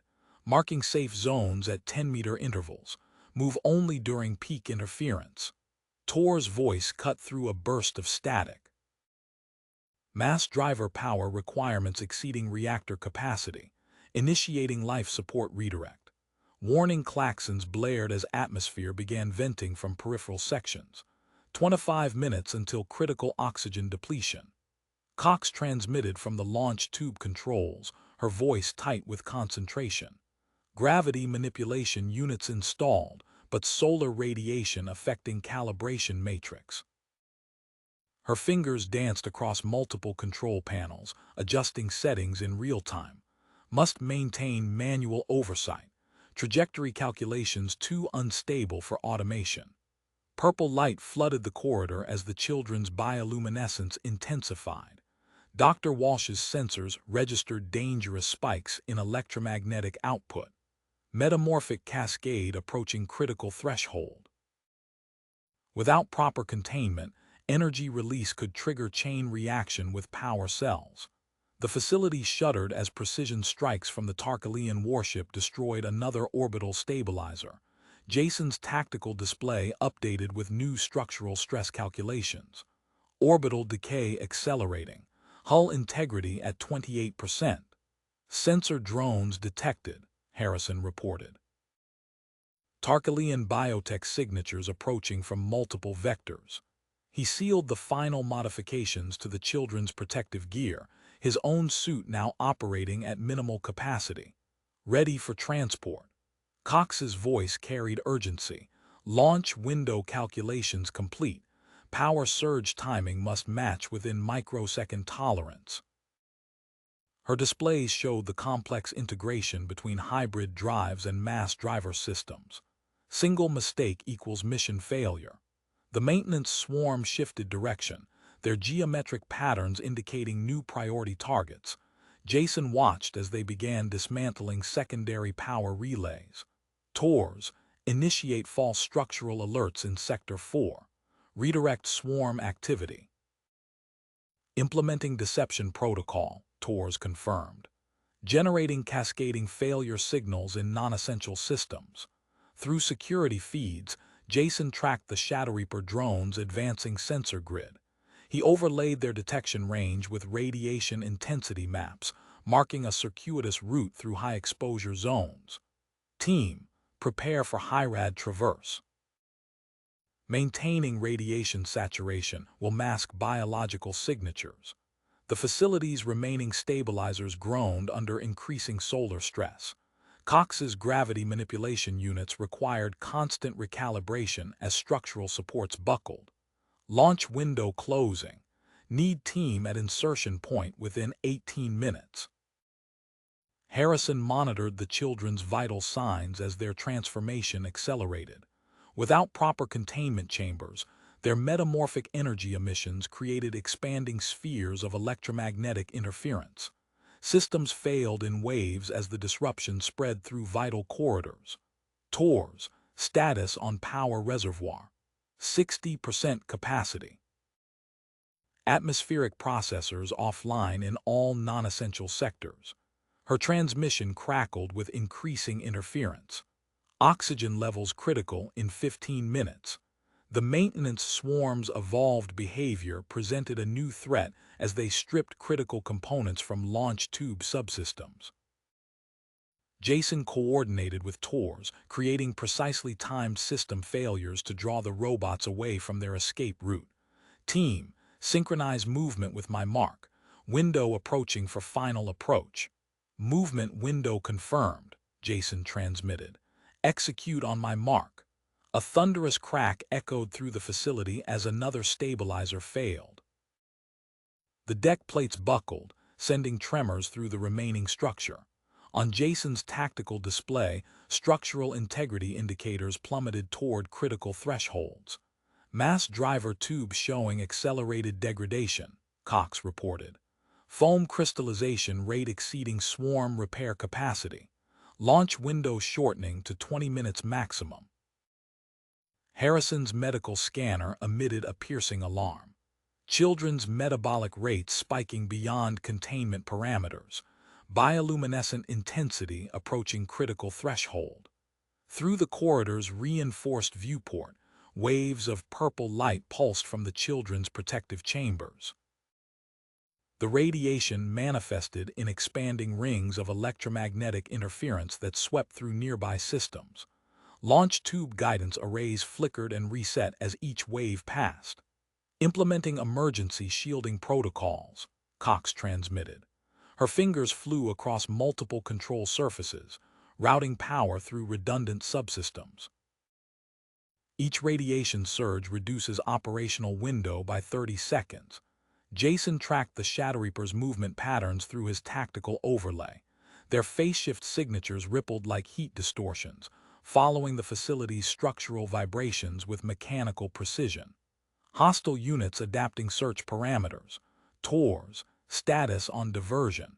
Initiating controlled overload sequence. TOR's voice carried focused intensity. Power surge in 3, 2, electrical discharges arced between conduits as energy flooded through abandoned sectors. The maintenance swarm responded immediately, geometric formations shifting to address the new threats. Multiple Shadow Reaper signatures diverted toward the surge location. Path clear through Section 8, Jason transmitted. Move now. The team advanced through deteriorating corridors, timing their movements between the swarm's reinforcement cycles. Crystallized foam coated the walls in fractal patterns, interacting with damaged power cells to create pockets of electromagnetic instability.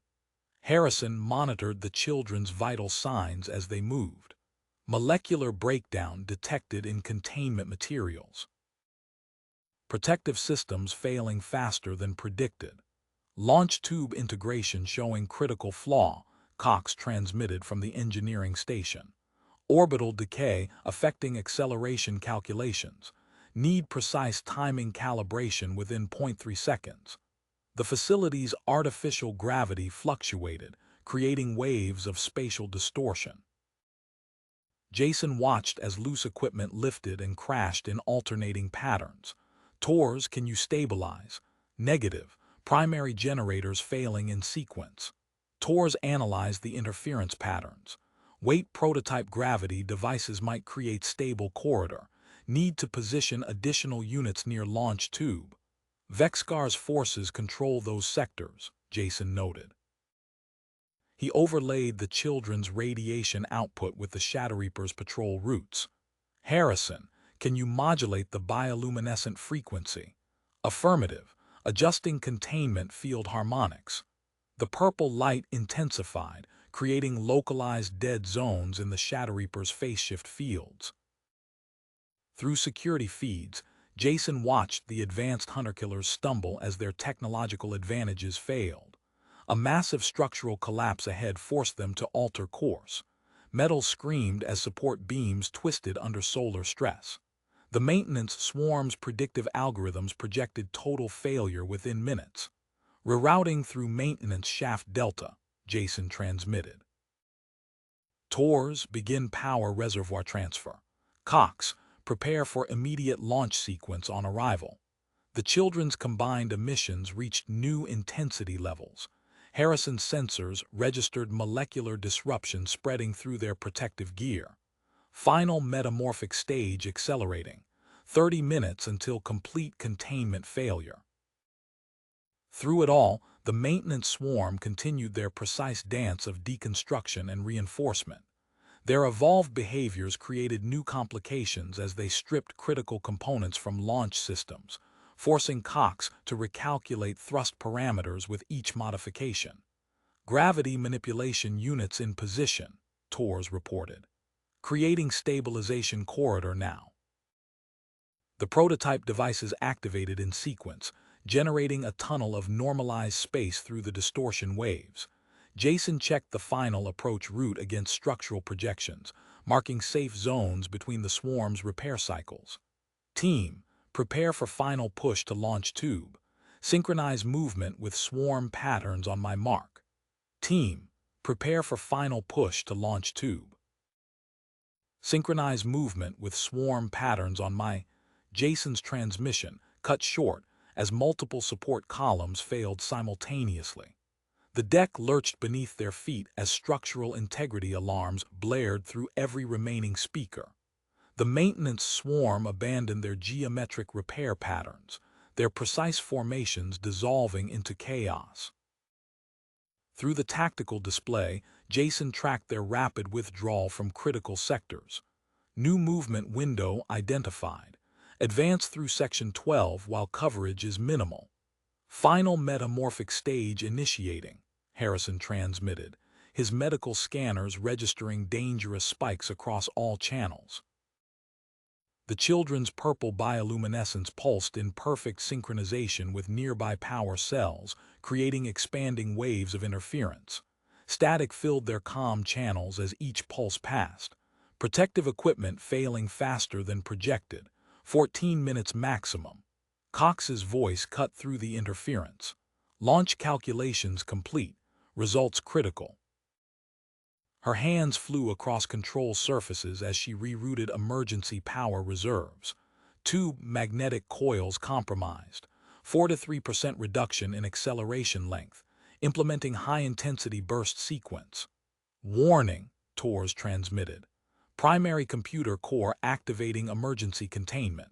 Bulkhead sealing in sequence. His displays showed cascading lockdown protocols spreading through the facility's network. Attempting override. Need to maintain power reservoir for launch. The deck plates vibrated as another gravity wave approached. Jason checked his tactical overlay, marking the distortion's propagation pattern. Hold position. Wave incoming in 3, 2, equipment lifted from the deck, floating in elegant arcs before crashing down as the gravitational anomaly passed. Cox's voice carried urgency. Launch tube structural integrity declining. 9 minutes until total failure. Through security feeds, Jason observed the Shadow Reaper's phase-shift fields flickering under the electromagnetic interference. Their mechanical movements shifted, becoming more predatory as backup targeting systems activated. Hostiles adapting, switching to thermal detection, TORs, reactor output, radiation levels in Section 15 reaching critical threshold, creating thermal masking zone. Dr. Walsh's medical scanner emitted an urgent alert. Kex's protective system approaching failure. Detecting compatible components in deactivated security mechs need immediate retrieval. Jason overlaid their positions with the Shadow Reaper's new thermal-based patrol routes. Harrison, intensify containment field harmonics, creating interference window for Walsh.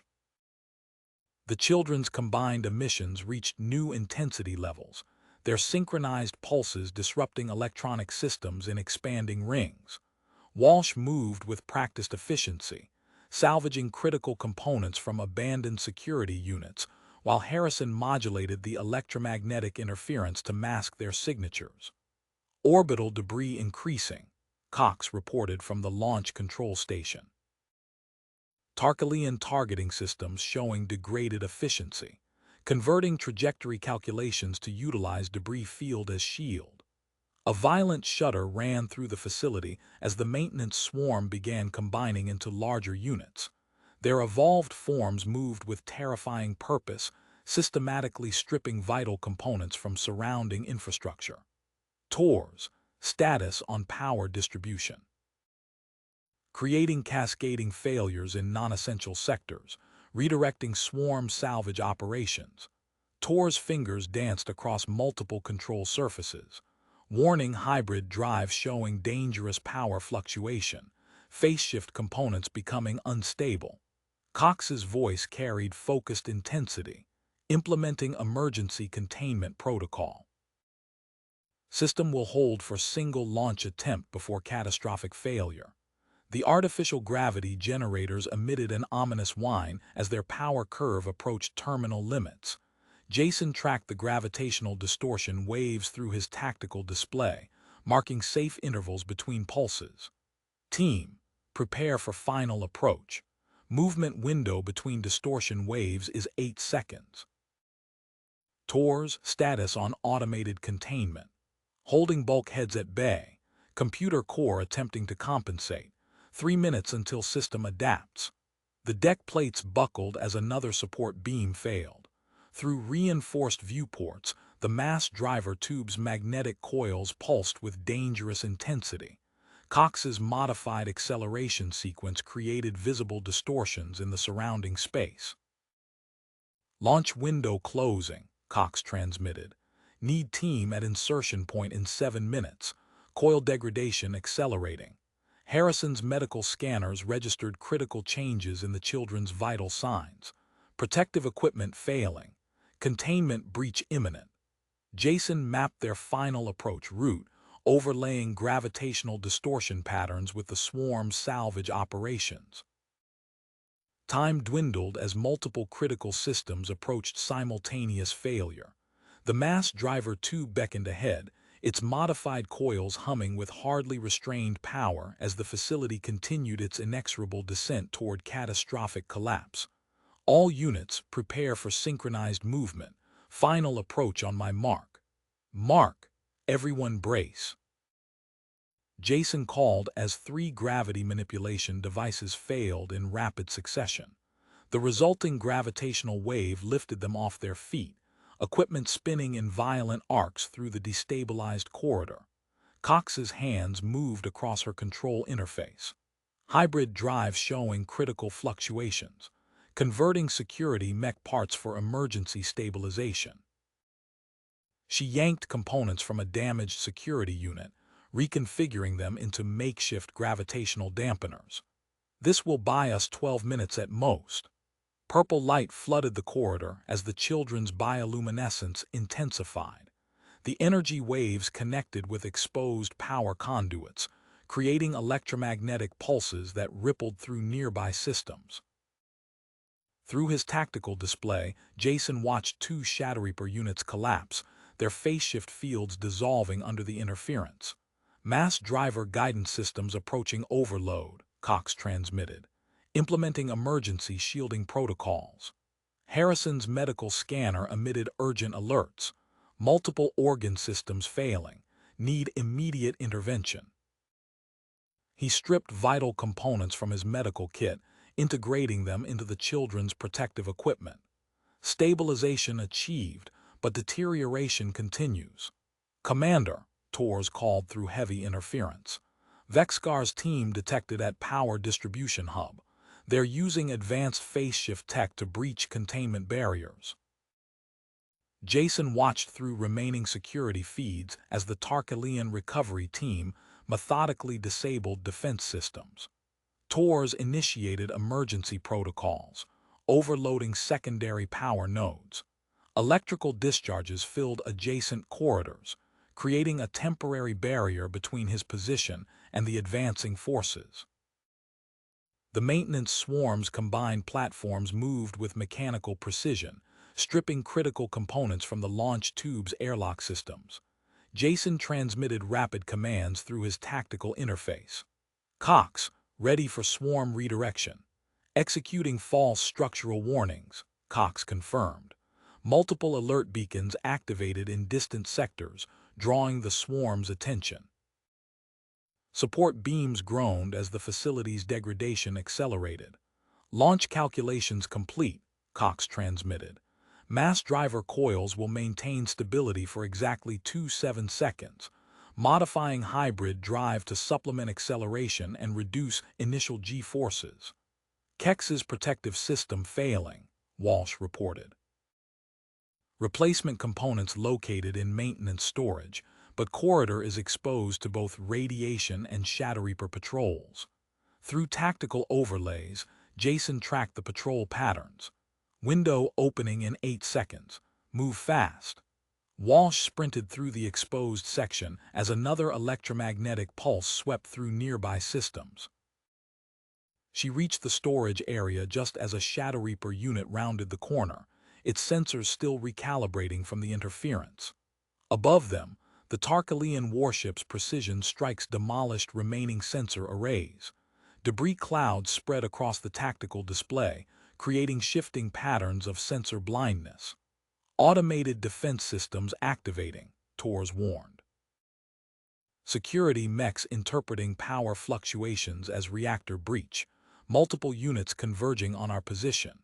Cox's voice carried urgency, detecting dangerous feedback between hybrid drive and mass driver coils, implementing emergency containment protocols.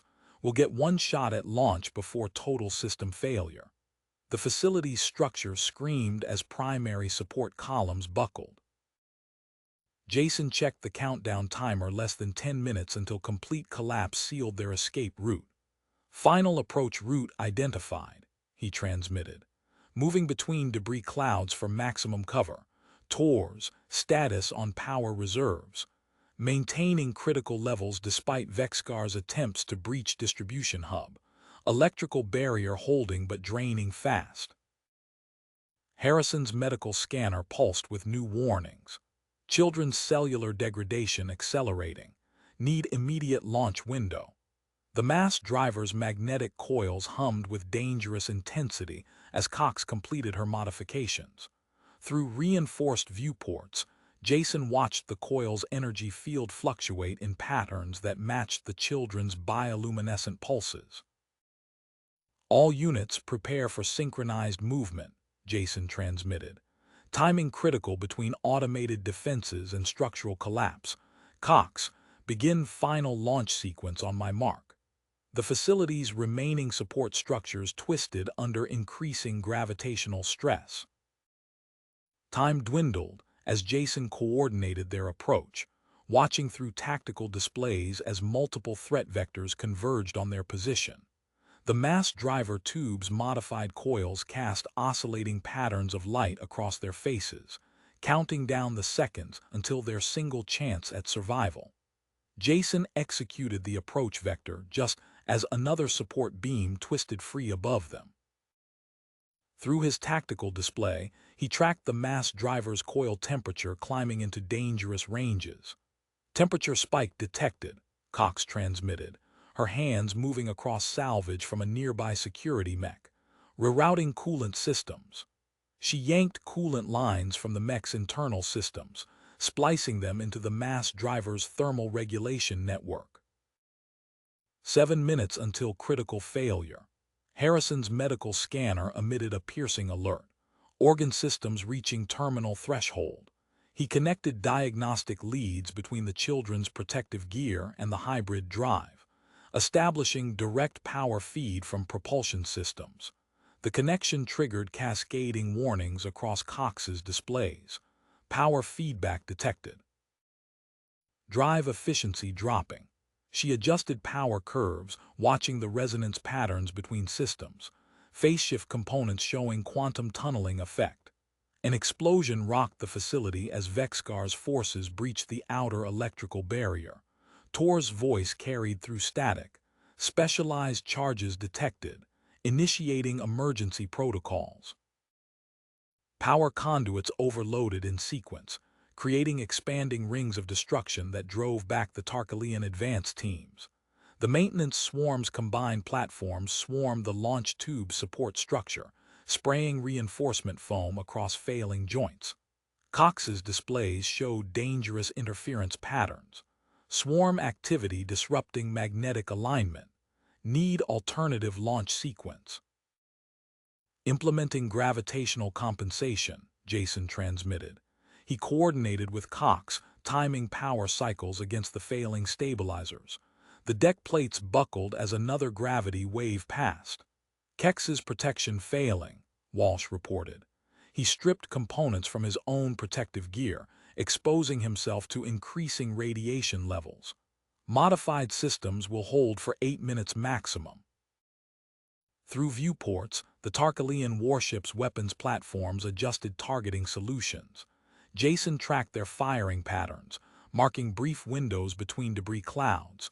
Tor's security mech status, generating false targeting data, redirecting units toward Vexcar's position. Tor's displays showed security mechs converging on the Tarkalian breach points. Facility computer core detecting launch power buildup, mechs interpreting as weapons activation.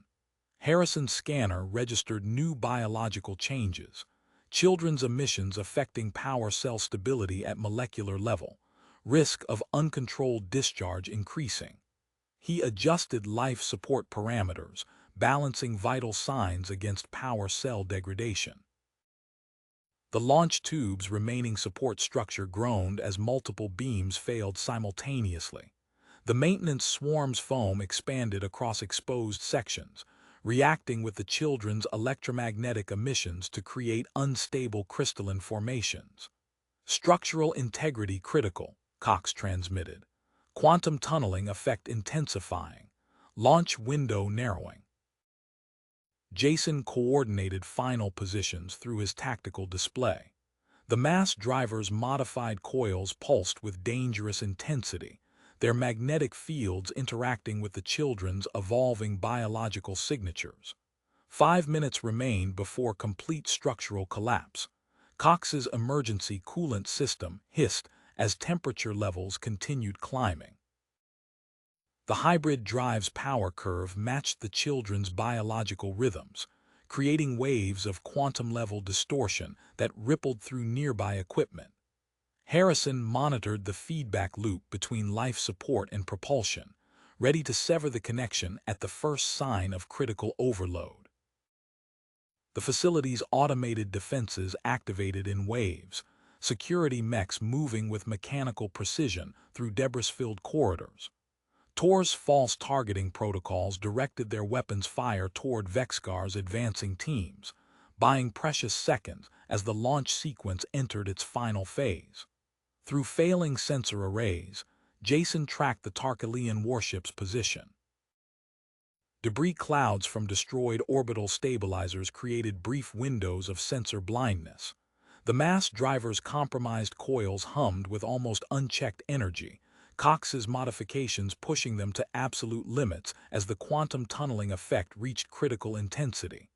All units, final positions, Jason transmitted. Launch sequence commencing in.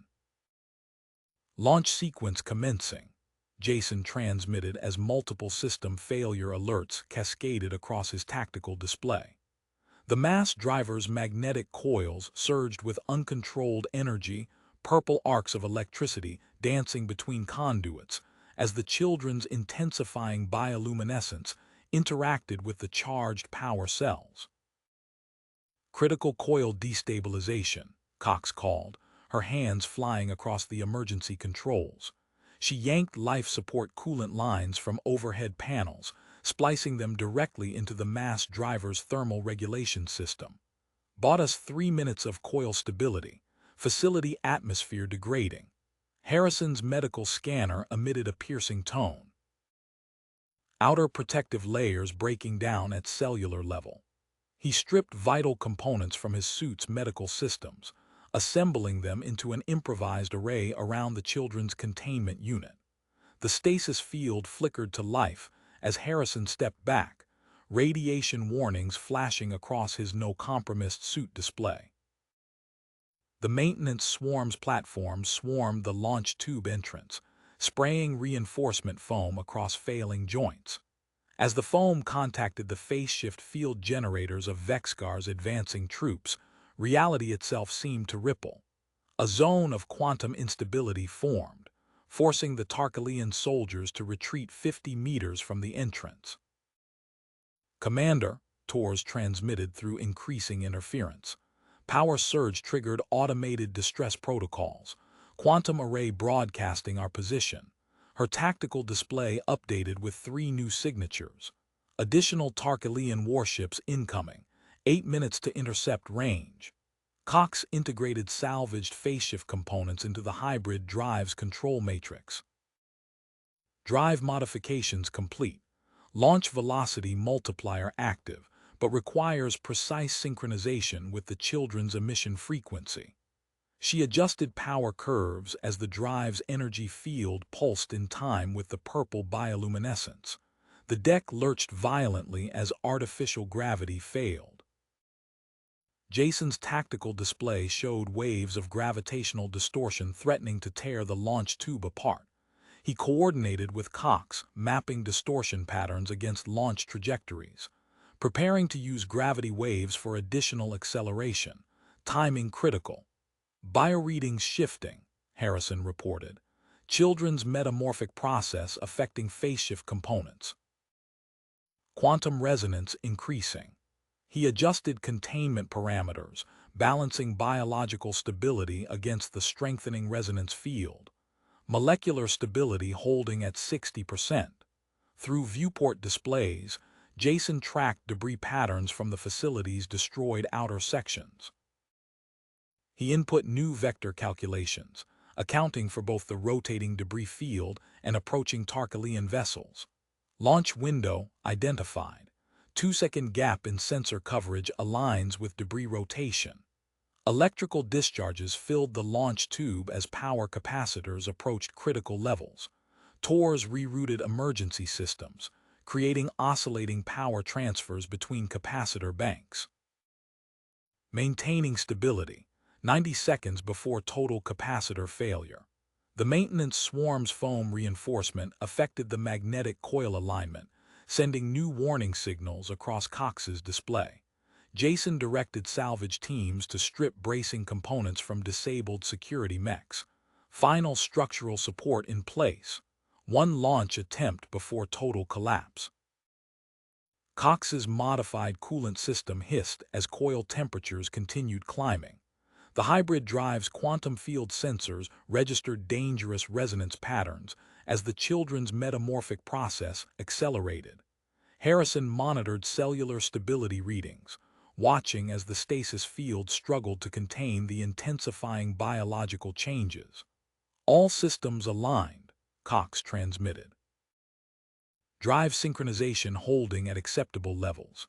She watched power curves match the children's bioluminescent pulses, creating a unified quantum field throughout the launch vehicle. "Ready for final countdown."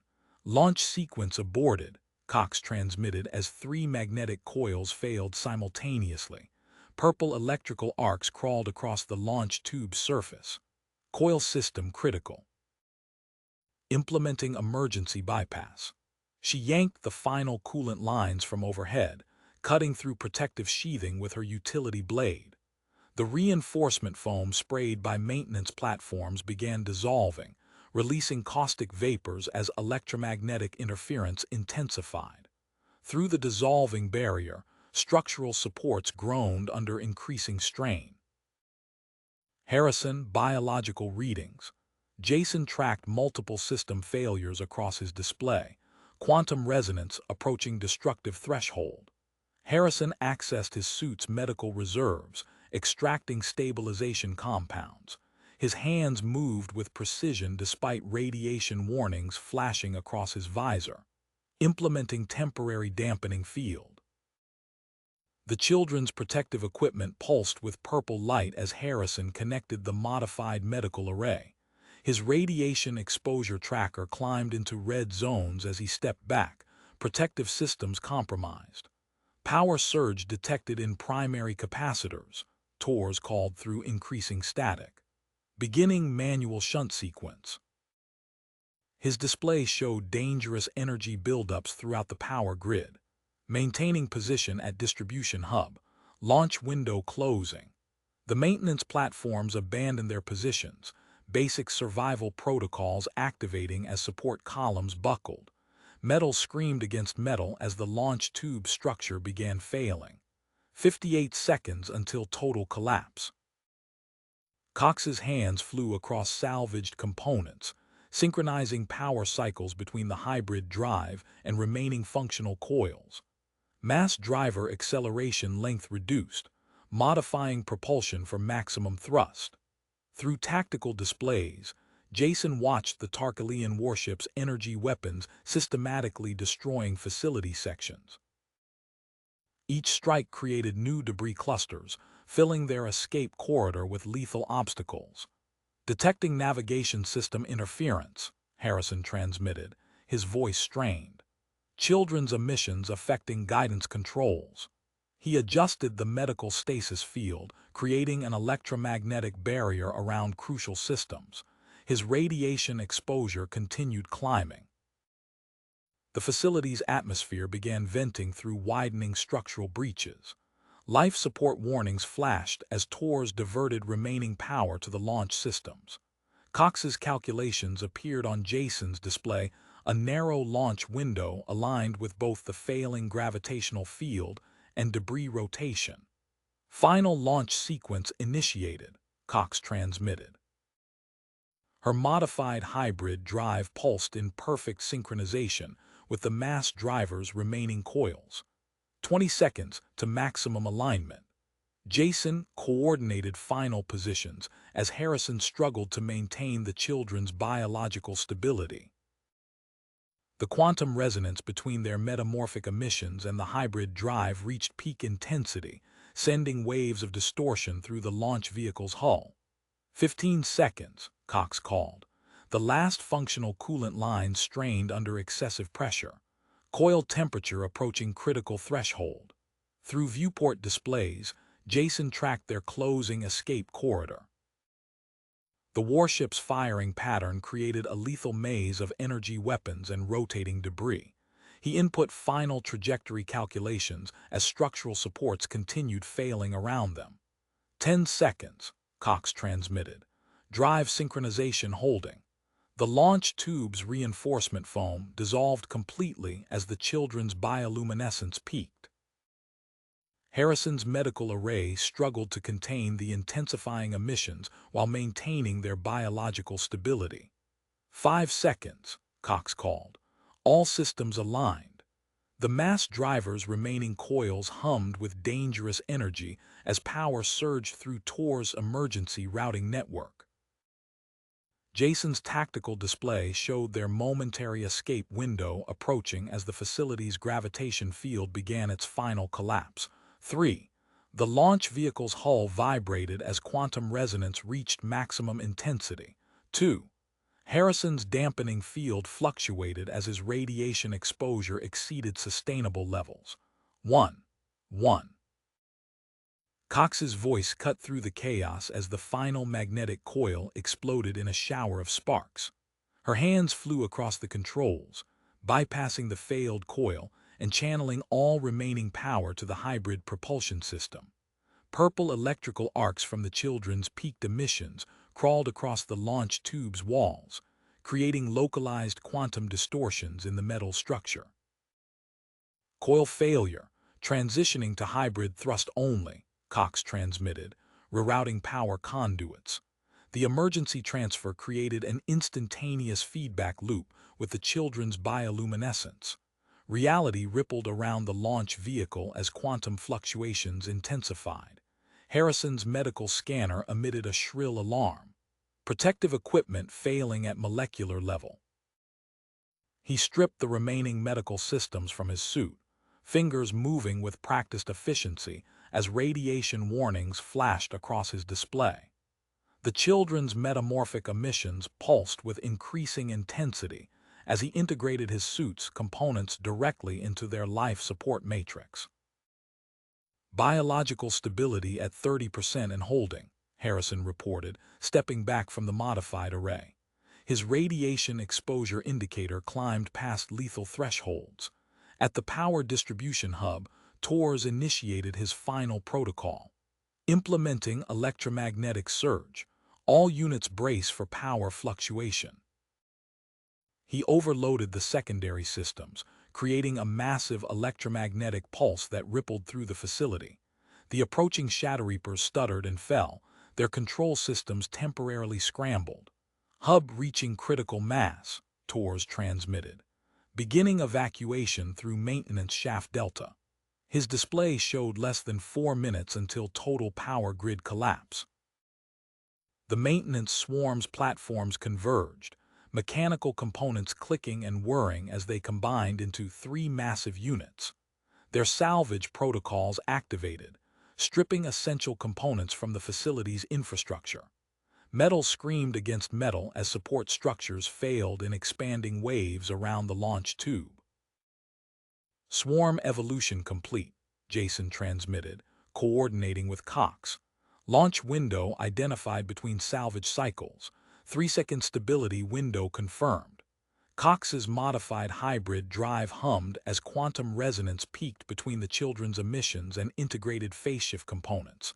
A shimmering field of energy formed around the launch vehicle. Stability field established.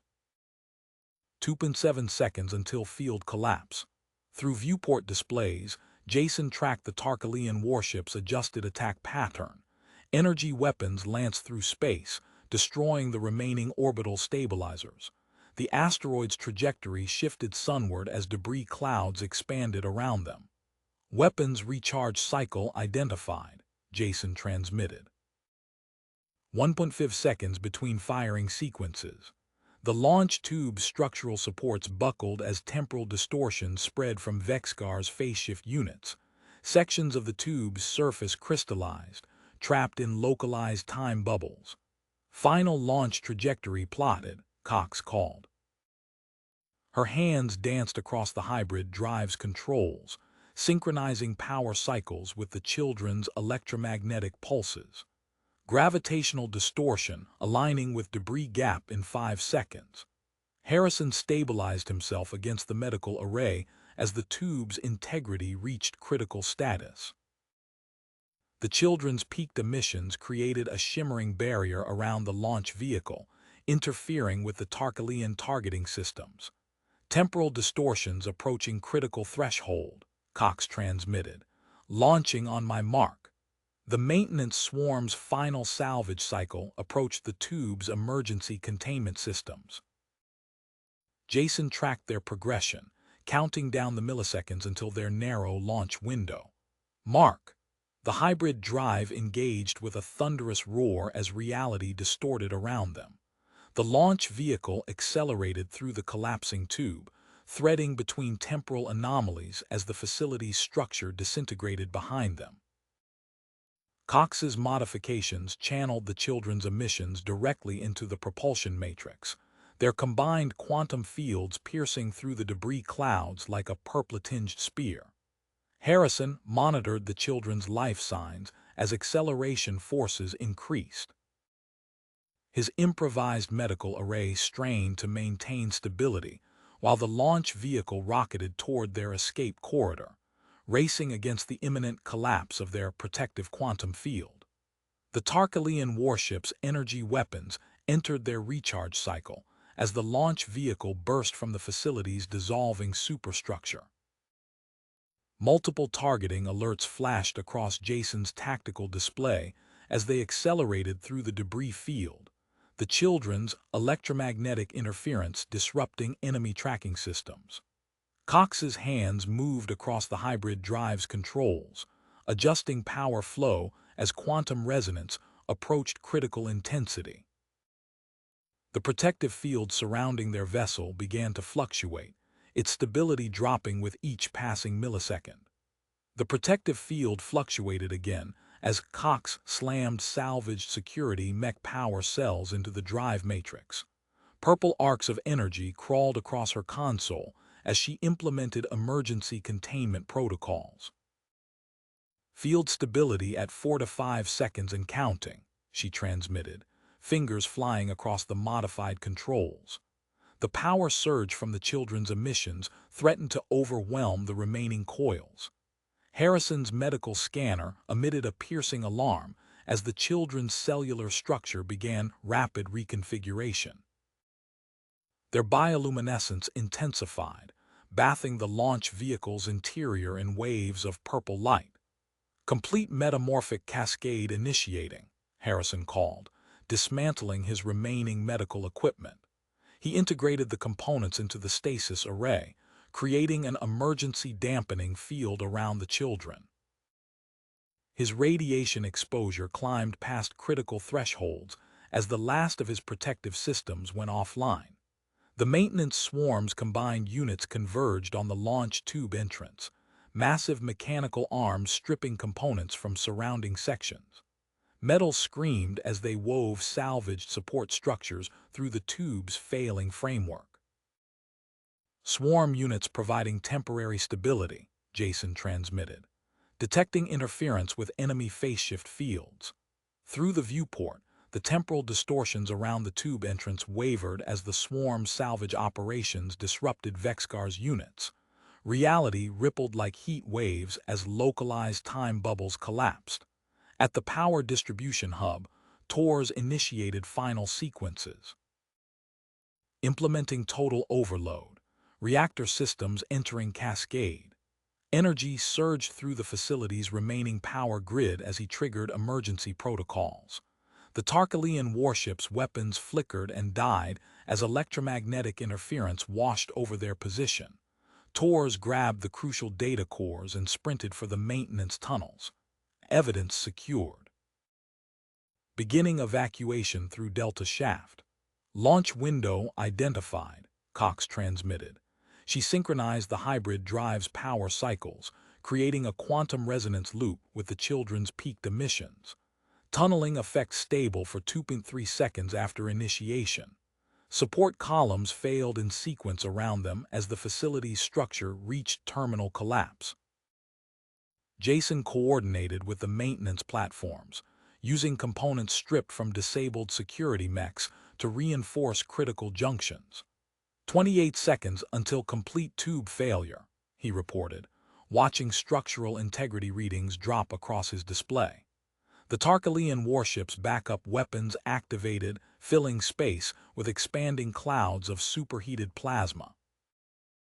Energy barriers formed across their escape vectors as ionized particles interacted with the debris field. "New firing pattern detected," Jason transmitted, tactical displaying alternate trajectories. Cox's sensors registered a sudden shift in the magnetic field stability. The children's bioluminescence pulsed in perfect synchronization with the hybrid drive, creating a narrow corridor of stable spacetime through the Shadowreaper's temporal distortion field. "Detecting temporary phase shift bypass," she called. 1.8-second window confirmed between gravimetric distortions. The quantum resonance peaked as the children's metamorphic emissions reached maximum amplitude. Hull plating began vibrating at molecular frequencies as the combined energy threatened to destabilize the launch vehicle structure. Harrison activated his final medical protocol, knowing the modifications would accelerate the children's transformation beyond safe parameters. Implementing emergency dampening sequence, cellular stability dropping but still viable. 15 seconds to launch, Cox transmitted. She routed power through the remaining functional coils as multiple systems approached simultaneous failure. The security mech power cells strained under the load, their containment fields flickering. Around them, the launch tube's reinforcement systems failed in cascading waves. Support structures groaned as gravimetric distortions intensified. The maintenance swarm's salvaged bracing creaked under increasing strain as temporal anomalies spread through the tube's framework. 10 seconds, Cox called. The hybrid drive hummed as quantum resonance approached optimal frequency. Tunneling effect initializing. Jason coordinated final positioning data as structural collapse accelerated around them. Through tactical displays, he tracked gaps in the plasma barriers as the Tarkalian warship's weapons created an ever-shifting maze of energy fields. 5 seconds to window, he transmitted. Trajectory locked. The children's bioluminescence peaked, their combined emissions forming a shimmering quantum barrier around the launch vehicle. Harrison's modified dampening field strained to contain the intensifying metamorphic cascade as cellular reconstruction accelerated beyond measured parameters. 3 seconds, Cox called. The hybrid drive's power cycles matched perfectly with the children's electromagnetic pulses. The launch tube's remaining structure began its final collapse as gravimetric forces tore through the facility. The maintenance swarm's reinforcements buckled under temporal strain as reality distorted around them. 2 seconds.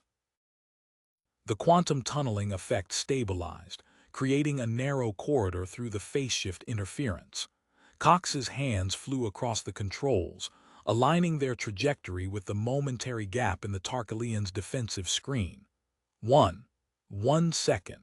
Cox's fingers danced across the hybrid drive controls as quantum resonance peaked. The launch vehicle's hull vibrated at molecular frequencies, metal groaning under the strain. Purple energy arcs crawled across every surface as the children's bioluminescence synchronized perfectly with the mass driver's remaining coil. Initiating final countdown, Jason transmitted, activating emergency protocols. The tactical display showed Vexcar's forces breaching the outer perimeter, phase-shift fields distorting reality around them in expanding waves. Harrison's medical array screamed warnings as the children's cellular structure accelerated beyond containment parameters.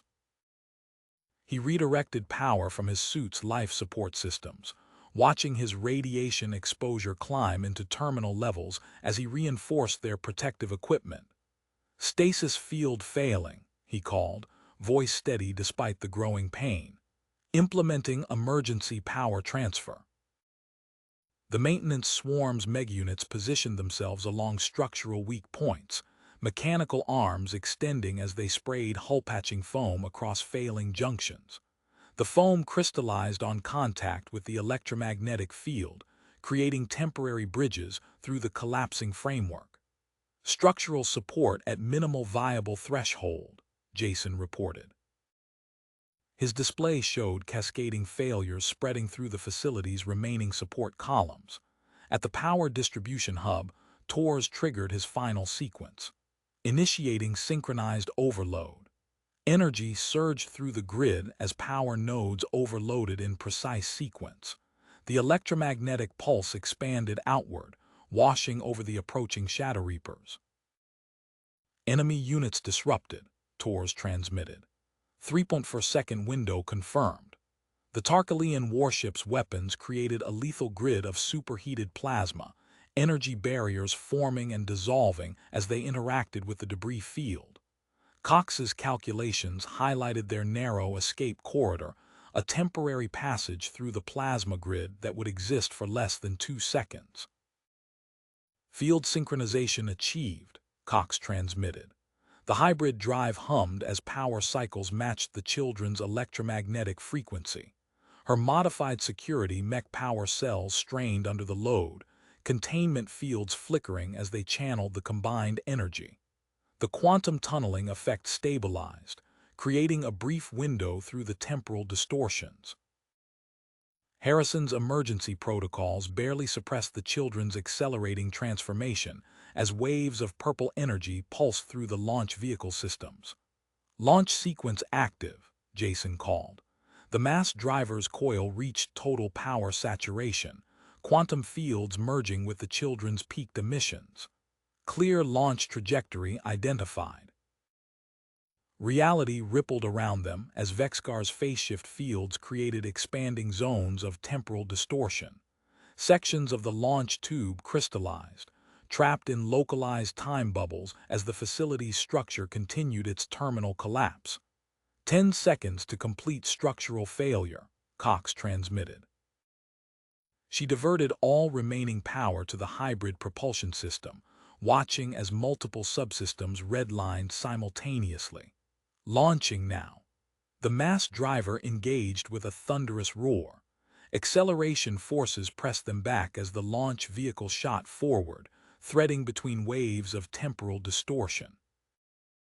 The maintenance swarm's foam supports disintegrated behind them, molecular breakdown accelerating as the electromagnetic field tore through their temporary bridges.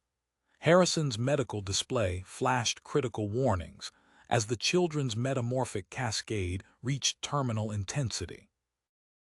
Their combined emissions created a shimmering quantum barrier around the vessel, momentarily stabilizing their molecular structure as they accelerated through the collapsing tube. The facility's final support columns failed, creating a cascading wave of destruction that raced toward them. Cox's hands flew across the controls, adjusting power flow as they navigated through the narrow corridor of stable spacetime. Solar radiation interacted with the facility's degrading orbit, creating gravitational distortions that threatened to pull them off course. "Field stability at 1.7 seconds, Cox called. The hybrid drive strained as quantum resonance approached critical amplitude. Through the viewport, the plasma grid shimmered ahead of them, a deadly maze of energy barriers blocking their escape vector. The quantum tunneling effect began to destabilize as they accelerated toward their rapidly closing window of opportunity. Behind them, the launch tube's infrastructure collapsed in expanding waves of destruction. The clock was ticking down their final seconds of structural cohesion as they raced toward the barrier of superheated plasma, threading between waves of temporal distortion and cascading system failures. Through the viewport, time and space twisted as the quantum tunnel materialized ahead. Cox's hands moved with practiced precision across the hybrid drive controls, matching power cycles to the pulsing purple glow emanating from the children's containment chamber. "Initiating primary launch sequence," Cox transmitted. Energy surged through the last functional magnetic coil as she rerouted every remaining joule of power. The coil's electromagnetic field merged with the children's emissions, creating a stable resonance pattern across their instruments. Harrison's medical display flashed red as the children's protective layers failed. Without hesitation, he stripped the final components from his radiation suit, integrating them into their life support systems. His skin prickled as lethal radiation levels washed over him, but the children's vital signs stabilized. The megaunits of the maintenance swarm spread crystallizing foam across fracturing support beams. The foam hardened on contact with the electromagnetic field, forming translucent bridges throughout the disintegrating structure. Through the viewport, Jason watched as molecular breakdown accelerated through the temporary reinforcements. "Structural integrity at 12 seconds, he reported, tracking the foam's degradation rate. A deep rumble shook the launch tube as Torres executed his final sequence. The facility's reactor nodes detonated in precise order, sending waves of electromagnetic energy through the perimeter. On tactical displays, the approaching Shadow Reaper units flickered and died, their phase-shift fields collapsing. The hybrid drive's pitch rose as Cox achieved synchronization. The mass driver coil hummed in perfect harmony with the children's electromagnetic frequency, their combined energies carving a temporary tunnel through the temporal distortion field. Corridor stability at 1.4 seconds post-launch, Cox called. She adjusted power distribution through salvaged phase-shift components, creating a containment field around their hull as quantum resonance threatened to tear the vehicle apart. Emergency klaxons blared as Vexgar's automated defense systems activated. Turrets emerged from recess panels, tracking their position with lethal precision. Jason's tactical display highlighted firing patterns, calculating gaps between targeting cycles. Launching on my mark, Cox transmitted. She synchronized their acceleration curve with the facility's degrading orbit, using gravitational forces to multiply their escape velocity. The children's purple emissions pulsed in time with her adjustments, temporarily blinding the defense turret's sensors. The launch tube groaned as structural collapse accelerated inward. Foam supports dissolved under electromagnetic stress, creating a cascading wave of destruction racing toward their position. Jason's display counted down their remaining window 7 seconds until total failure. Mark, the mass driver engaged. G-forces pressed them back as the launch vehicle shot forward, riding the razor's edge between temporal distortion waves. Cox's fingers danced across controls, adjusting their trajectory microseconds at a time as they accelerated through the quantum tunnel. Harrison gripped his console, fighting waves of radiation sickness, as he monitored the children's metamorphic cascade. Their combined emissions stabilized the vehicle's molecular structure, creating a protective quantum barrier that held back the growing temporal chaos. The facility's orbit continued to decay, adding gravitational acceleration to their launch vector. Cox matched their velocity to the orbital shift, using the slingshot effect to multiply their momentum. Around them, reality rippled and distorted as they threaded between pockets of altered time. Automated turrets opened fire, energy beams slicing through space milliseconds behind their trajectory. Jason coordinated with Cox, timing their evasive maneuvers to the gaps in targeting cycles. The children's electromagnetic pulses disrupted targeting systems, creating split-second blind spots in the defensive grid. 5 seconds to tunnel collapse, Cox transmitted. The hybrid drive strained as she pushed it beyond design limits, matching power output to the children's peaked emissions. Salvaged phase-shift components vibrated at molecular frequencies as they contained the growing quantum resonance. Behind them, the wave of structural collapse gained speed. The maintenance swarm's foam bridges dissolved into quantum foam, molecular bonds breaking down under intense electromagnetic stress. The destruction raced inward as reality itself began to unravel around the failing launch tube. The quantum tunnel stretched ahead, a narrow corridor of stable spacetime through the temporal chaos. Cox's calculations guided them forward, threading between collapsing distortion fields as they accelerated toward their rapidly closing escape window. 0. The hybrid drive surged as Cox engaged the primary sequence. Purple energy from the children's peaked bioluminescence merged with the magnetic coil's field, creating a shimmering quantum barrier around their hull. The barrier rippled as temporal distortions washed against it, held back by the combined electromagnetic resonance. Harrison's fingers moved with practiced efficiency across his medical console, rerouting power through jury-rigged circuitry. The children's vital signs spiked as their metamorphic process accelerated beyond projected limits.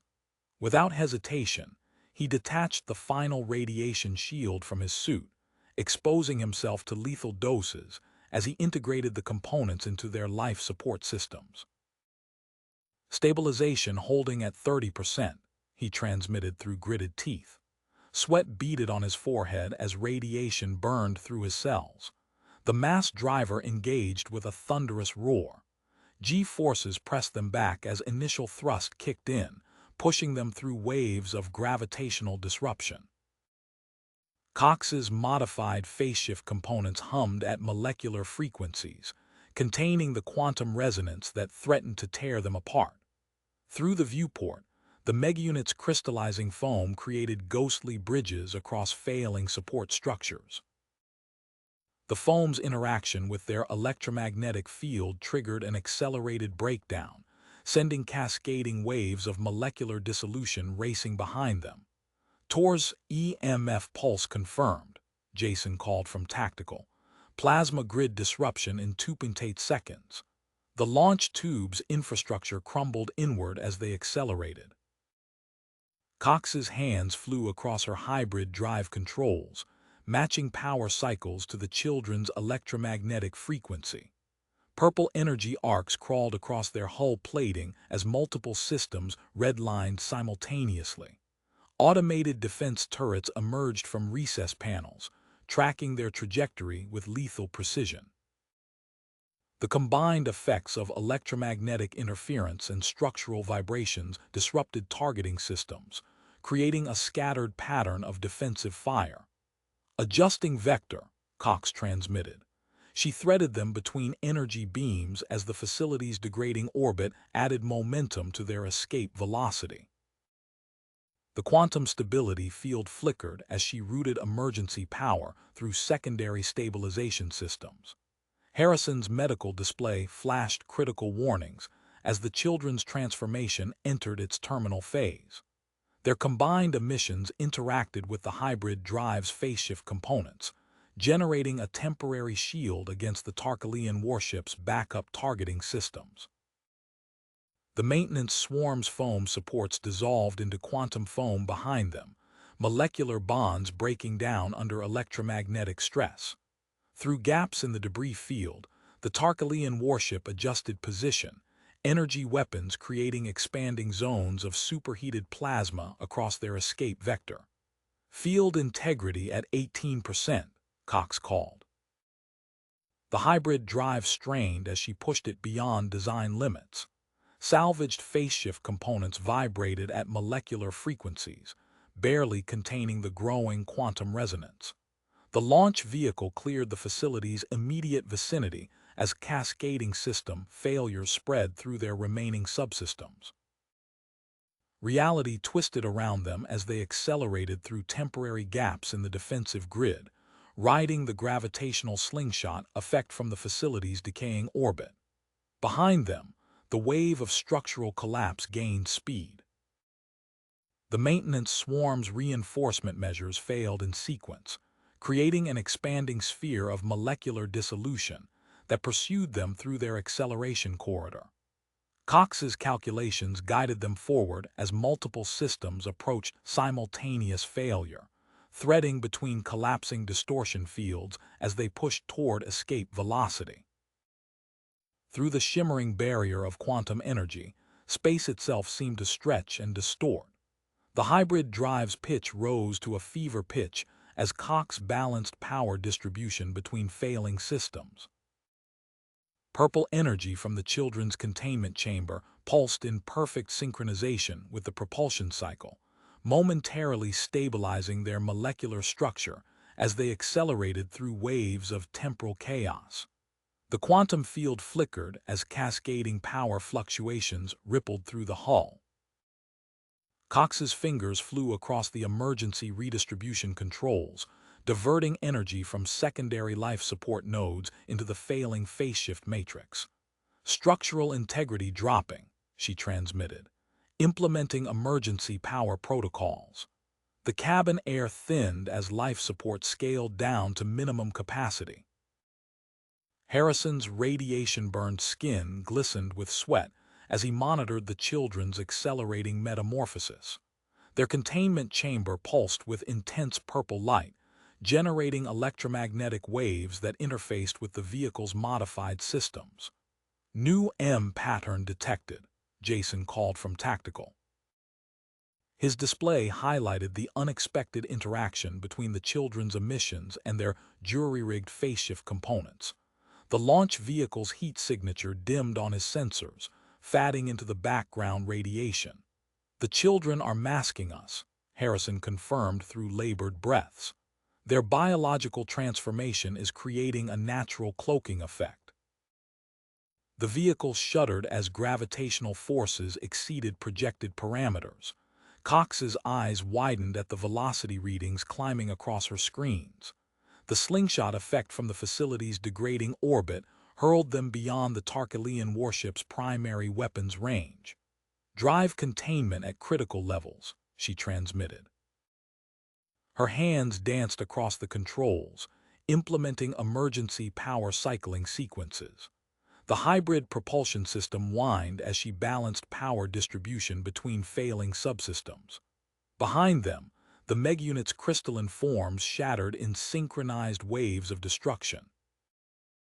Their sacrificial barrier absorbed incoming fire from the Tarkalian defense grid, buying precious seconds for the escape vehicle's acceleration. "Tor's EMF is still active," Jason reported. His tactical display showed facility turrets engaging Tarkalian reinforcement vessels, forcing them to navigate through their own automated defenses. The children's metamorphic emissions spiked, merging with the hybrid drive's quantum field. Warning klaxons blared as power surges threatened to overwhelm their distribution network. Cox rerouted energy through salvaged phase-shift components, channeling the excess power into their propulsion systems. "Additional thrust achieved," she transmitted. "Stabilization systems degrading." Harrison's modified life support equipment sparked and smoked. The children's vital signs fluctuated as their transformation accelerated beyond predicted parameters. He stripped the final components from his radiation suit, fingers trembling as he integrated them into the failing systems. "Biological stability at 17%, he called through gritted teeth. Radiation burns spread across his exposed skin as the children's evolutionary process reached critical intensity. A wave of Shadow Reaper units materialized through the debris field. Their phase-shift fields interacted with the children's emissions, creating expanding pockets of temporal instability around the vehicle. "Multiple time-locked zones detected," Jason warned. His display highlighted safe corridors between the distortion bubbles. Adjusting trajectory, Cox engaged manual guidance protocols as the children's electromagnetic interference disrupted their navigation systems. The hybrid drive strained against mounting gravitational forces while she threaded them between zones of quantum instability. "Primary containment failing," she transmitted. Her fingers flew across emergency shutdown sequences, terminating all non-essential systems. The launch vehicle's hull creaked as modified phase-shift components approached structural limits. The cabin grew darker as auxiliary power systems went offline. Emergency chemical lights cast green shadows across Cox's face while she implemented bypass procedures through failing circuits. Each manual correction brought them closer to escape velocity as multiple systems redlined simultaneously. "Final acceleration phase initiated," Cox called. The hybrid drive's pitch rose to near-deafening levels as she pushed their remaining power through emergency channels. Around them, reality twisted under the combined effects of temporal distortion and quantum resonance. Warning indicators flashed across every console as their jury-rigged modifications approached catastrophic failure. The children's purple emissions pulsed in accelerating waves, their evolutionary process generating electromagnetic patterns that rippled through the vehicle's destabilizing quantum field. The quantum field stabilized as they cleared the facility's immediate gravitational influence. Cox's emergency power redistribution held the barrier intact. Purple energy from the children's chamber pulsing in sync with the hybrid drive's oscillating frequencies. "Field holding at 23%, Cox transmitted. Her fingers manipulated power distribution controls with surgical precision, routing energy through salvaged components. Implementing emergency cycling sequence. Harrison's modified life support systems hummed with unexpected efficiency as the children's peaked emissions generated expanding waves of electromagnetic interference. Through the viewport, 3 pursuing Shadow Reaper units twisted and fractured, their phase-shift fields collapsing under the disruption pattern. The unit's crystalline forms shattered into quantum fragments, scattering across the debris field. Biological integration detected, Harrison called, radiation burns spreading across his exposed skin. Their cellular structure is incorporating elements from the protective equipment. The launch vehicle shuddered as a specialized weapon from the Tarkalian warship carved expanding zones of quantum disruption through space. The destabilizing fields interacted with facility debris, creating patches of molecular instability that threatened to tear their modified hull apart. Implementing emergency countermeasures, Cox transmitted. She synchronized their remaining power with the children's electromagnetic frequency, generating narrow corridors of stable spacetime through the disruption zones. Navigation window closing in 6 seconds. Behind them, Tor's final electromagnetic pulse triggered a cascade of power core detonations throughout the collapsing facility. The resulting plasma sphere expanded outward, interfering with Tarkalian targeting systems. Radiation alarms blared as the superheated plasma penetrated their weakened shields. Multiple power cells failed simultaneously, sending cascading power fluctuations through the hybrid drive's containment field. Cox stripped components from secondary life support nodes, integrating them into the field stabilization matrix. Atmospheric reserves at 30 minutes, she reported, maintaining critical field integrity. Harrison's medical display highlighted unprecedented changes in the children's biological readings. Their transformation accelerated beyond projected parameters, incorporating hybrid protective elements at the molecular level. The integration temporarily reinforced their hull's structural integrity, but accelerated the breakdown of remaining life support systems. Redirecting final medical power, Harrison transmitted through labored breaths. He diverted energy from his last functioning equipment, accepting the lethal radiation exposure as purple light pulsed through the cabin. The Tarkalian warship coordinated with 2 backup vessels, generating an expanding grid of superheated plasma across their escape vector. Jason's hands moved with practiced efficiency across tactical controls, finding gaps in the energy pattern. Multiple targeting solutions detected, he called, implementing evasive sequence. The phase-shift components reached critical resonance as quantum frequencies peaked throughout the hull. Waves of molecular distortion rippled through their structure as the children's electromagnetic emissions interacted with failing systems. Cox activated emergency containment protocols, routing power from their last functional cells.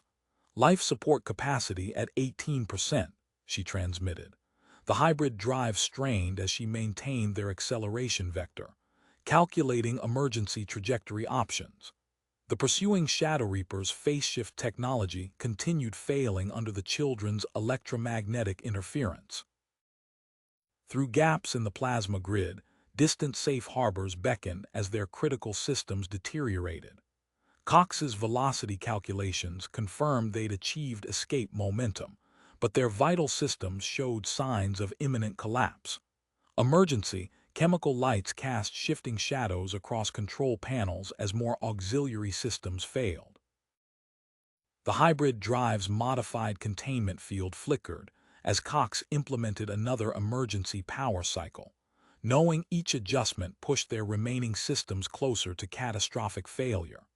Purple energy pulses from the children's chamber provided temporary stability as they accelerated through waves of quantum disruption, racing against their rapidly depleting life support reserves.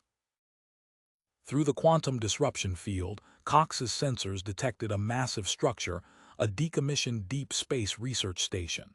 Its dormant profile registered within their rapidly shrinking life support window. Station detected, Cox transmitted, diverting power from failing systems to the navigation display. Calculating emergency approach vector. The children's electromagnetic emissions surged outward, interfacing with the station's automated defense grid. Ancient targeting systems powered up, scanning their hybrid vessel. Warning indicators shifted from red to green as the station's protocols recognized their modified signature as friendly. "Defense grid accepting our approach," Jason called. His tactical display showed automated docking systems activating along the station's maintenance sector.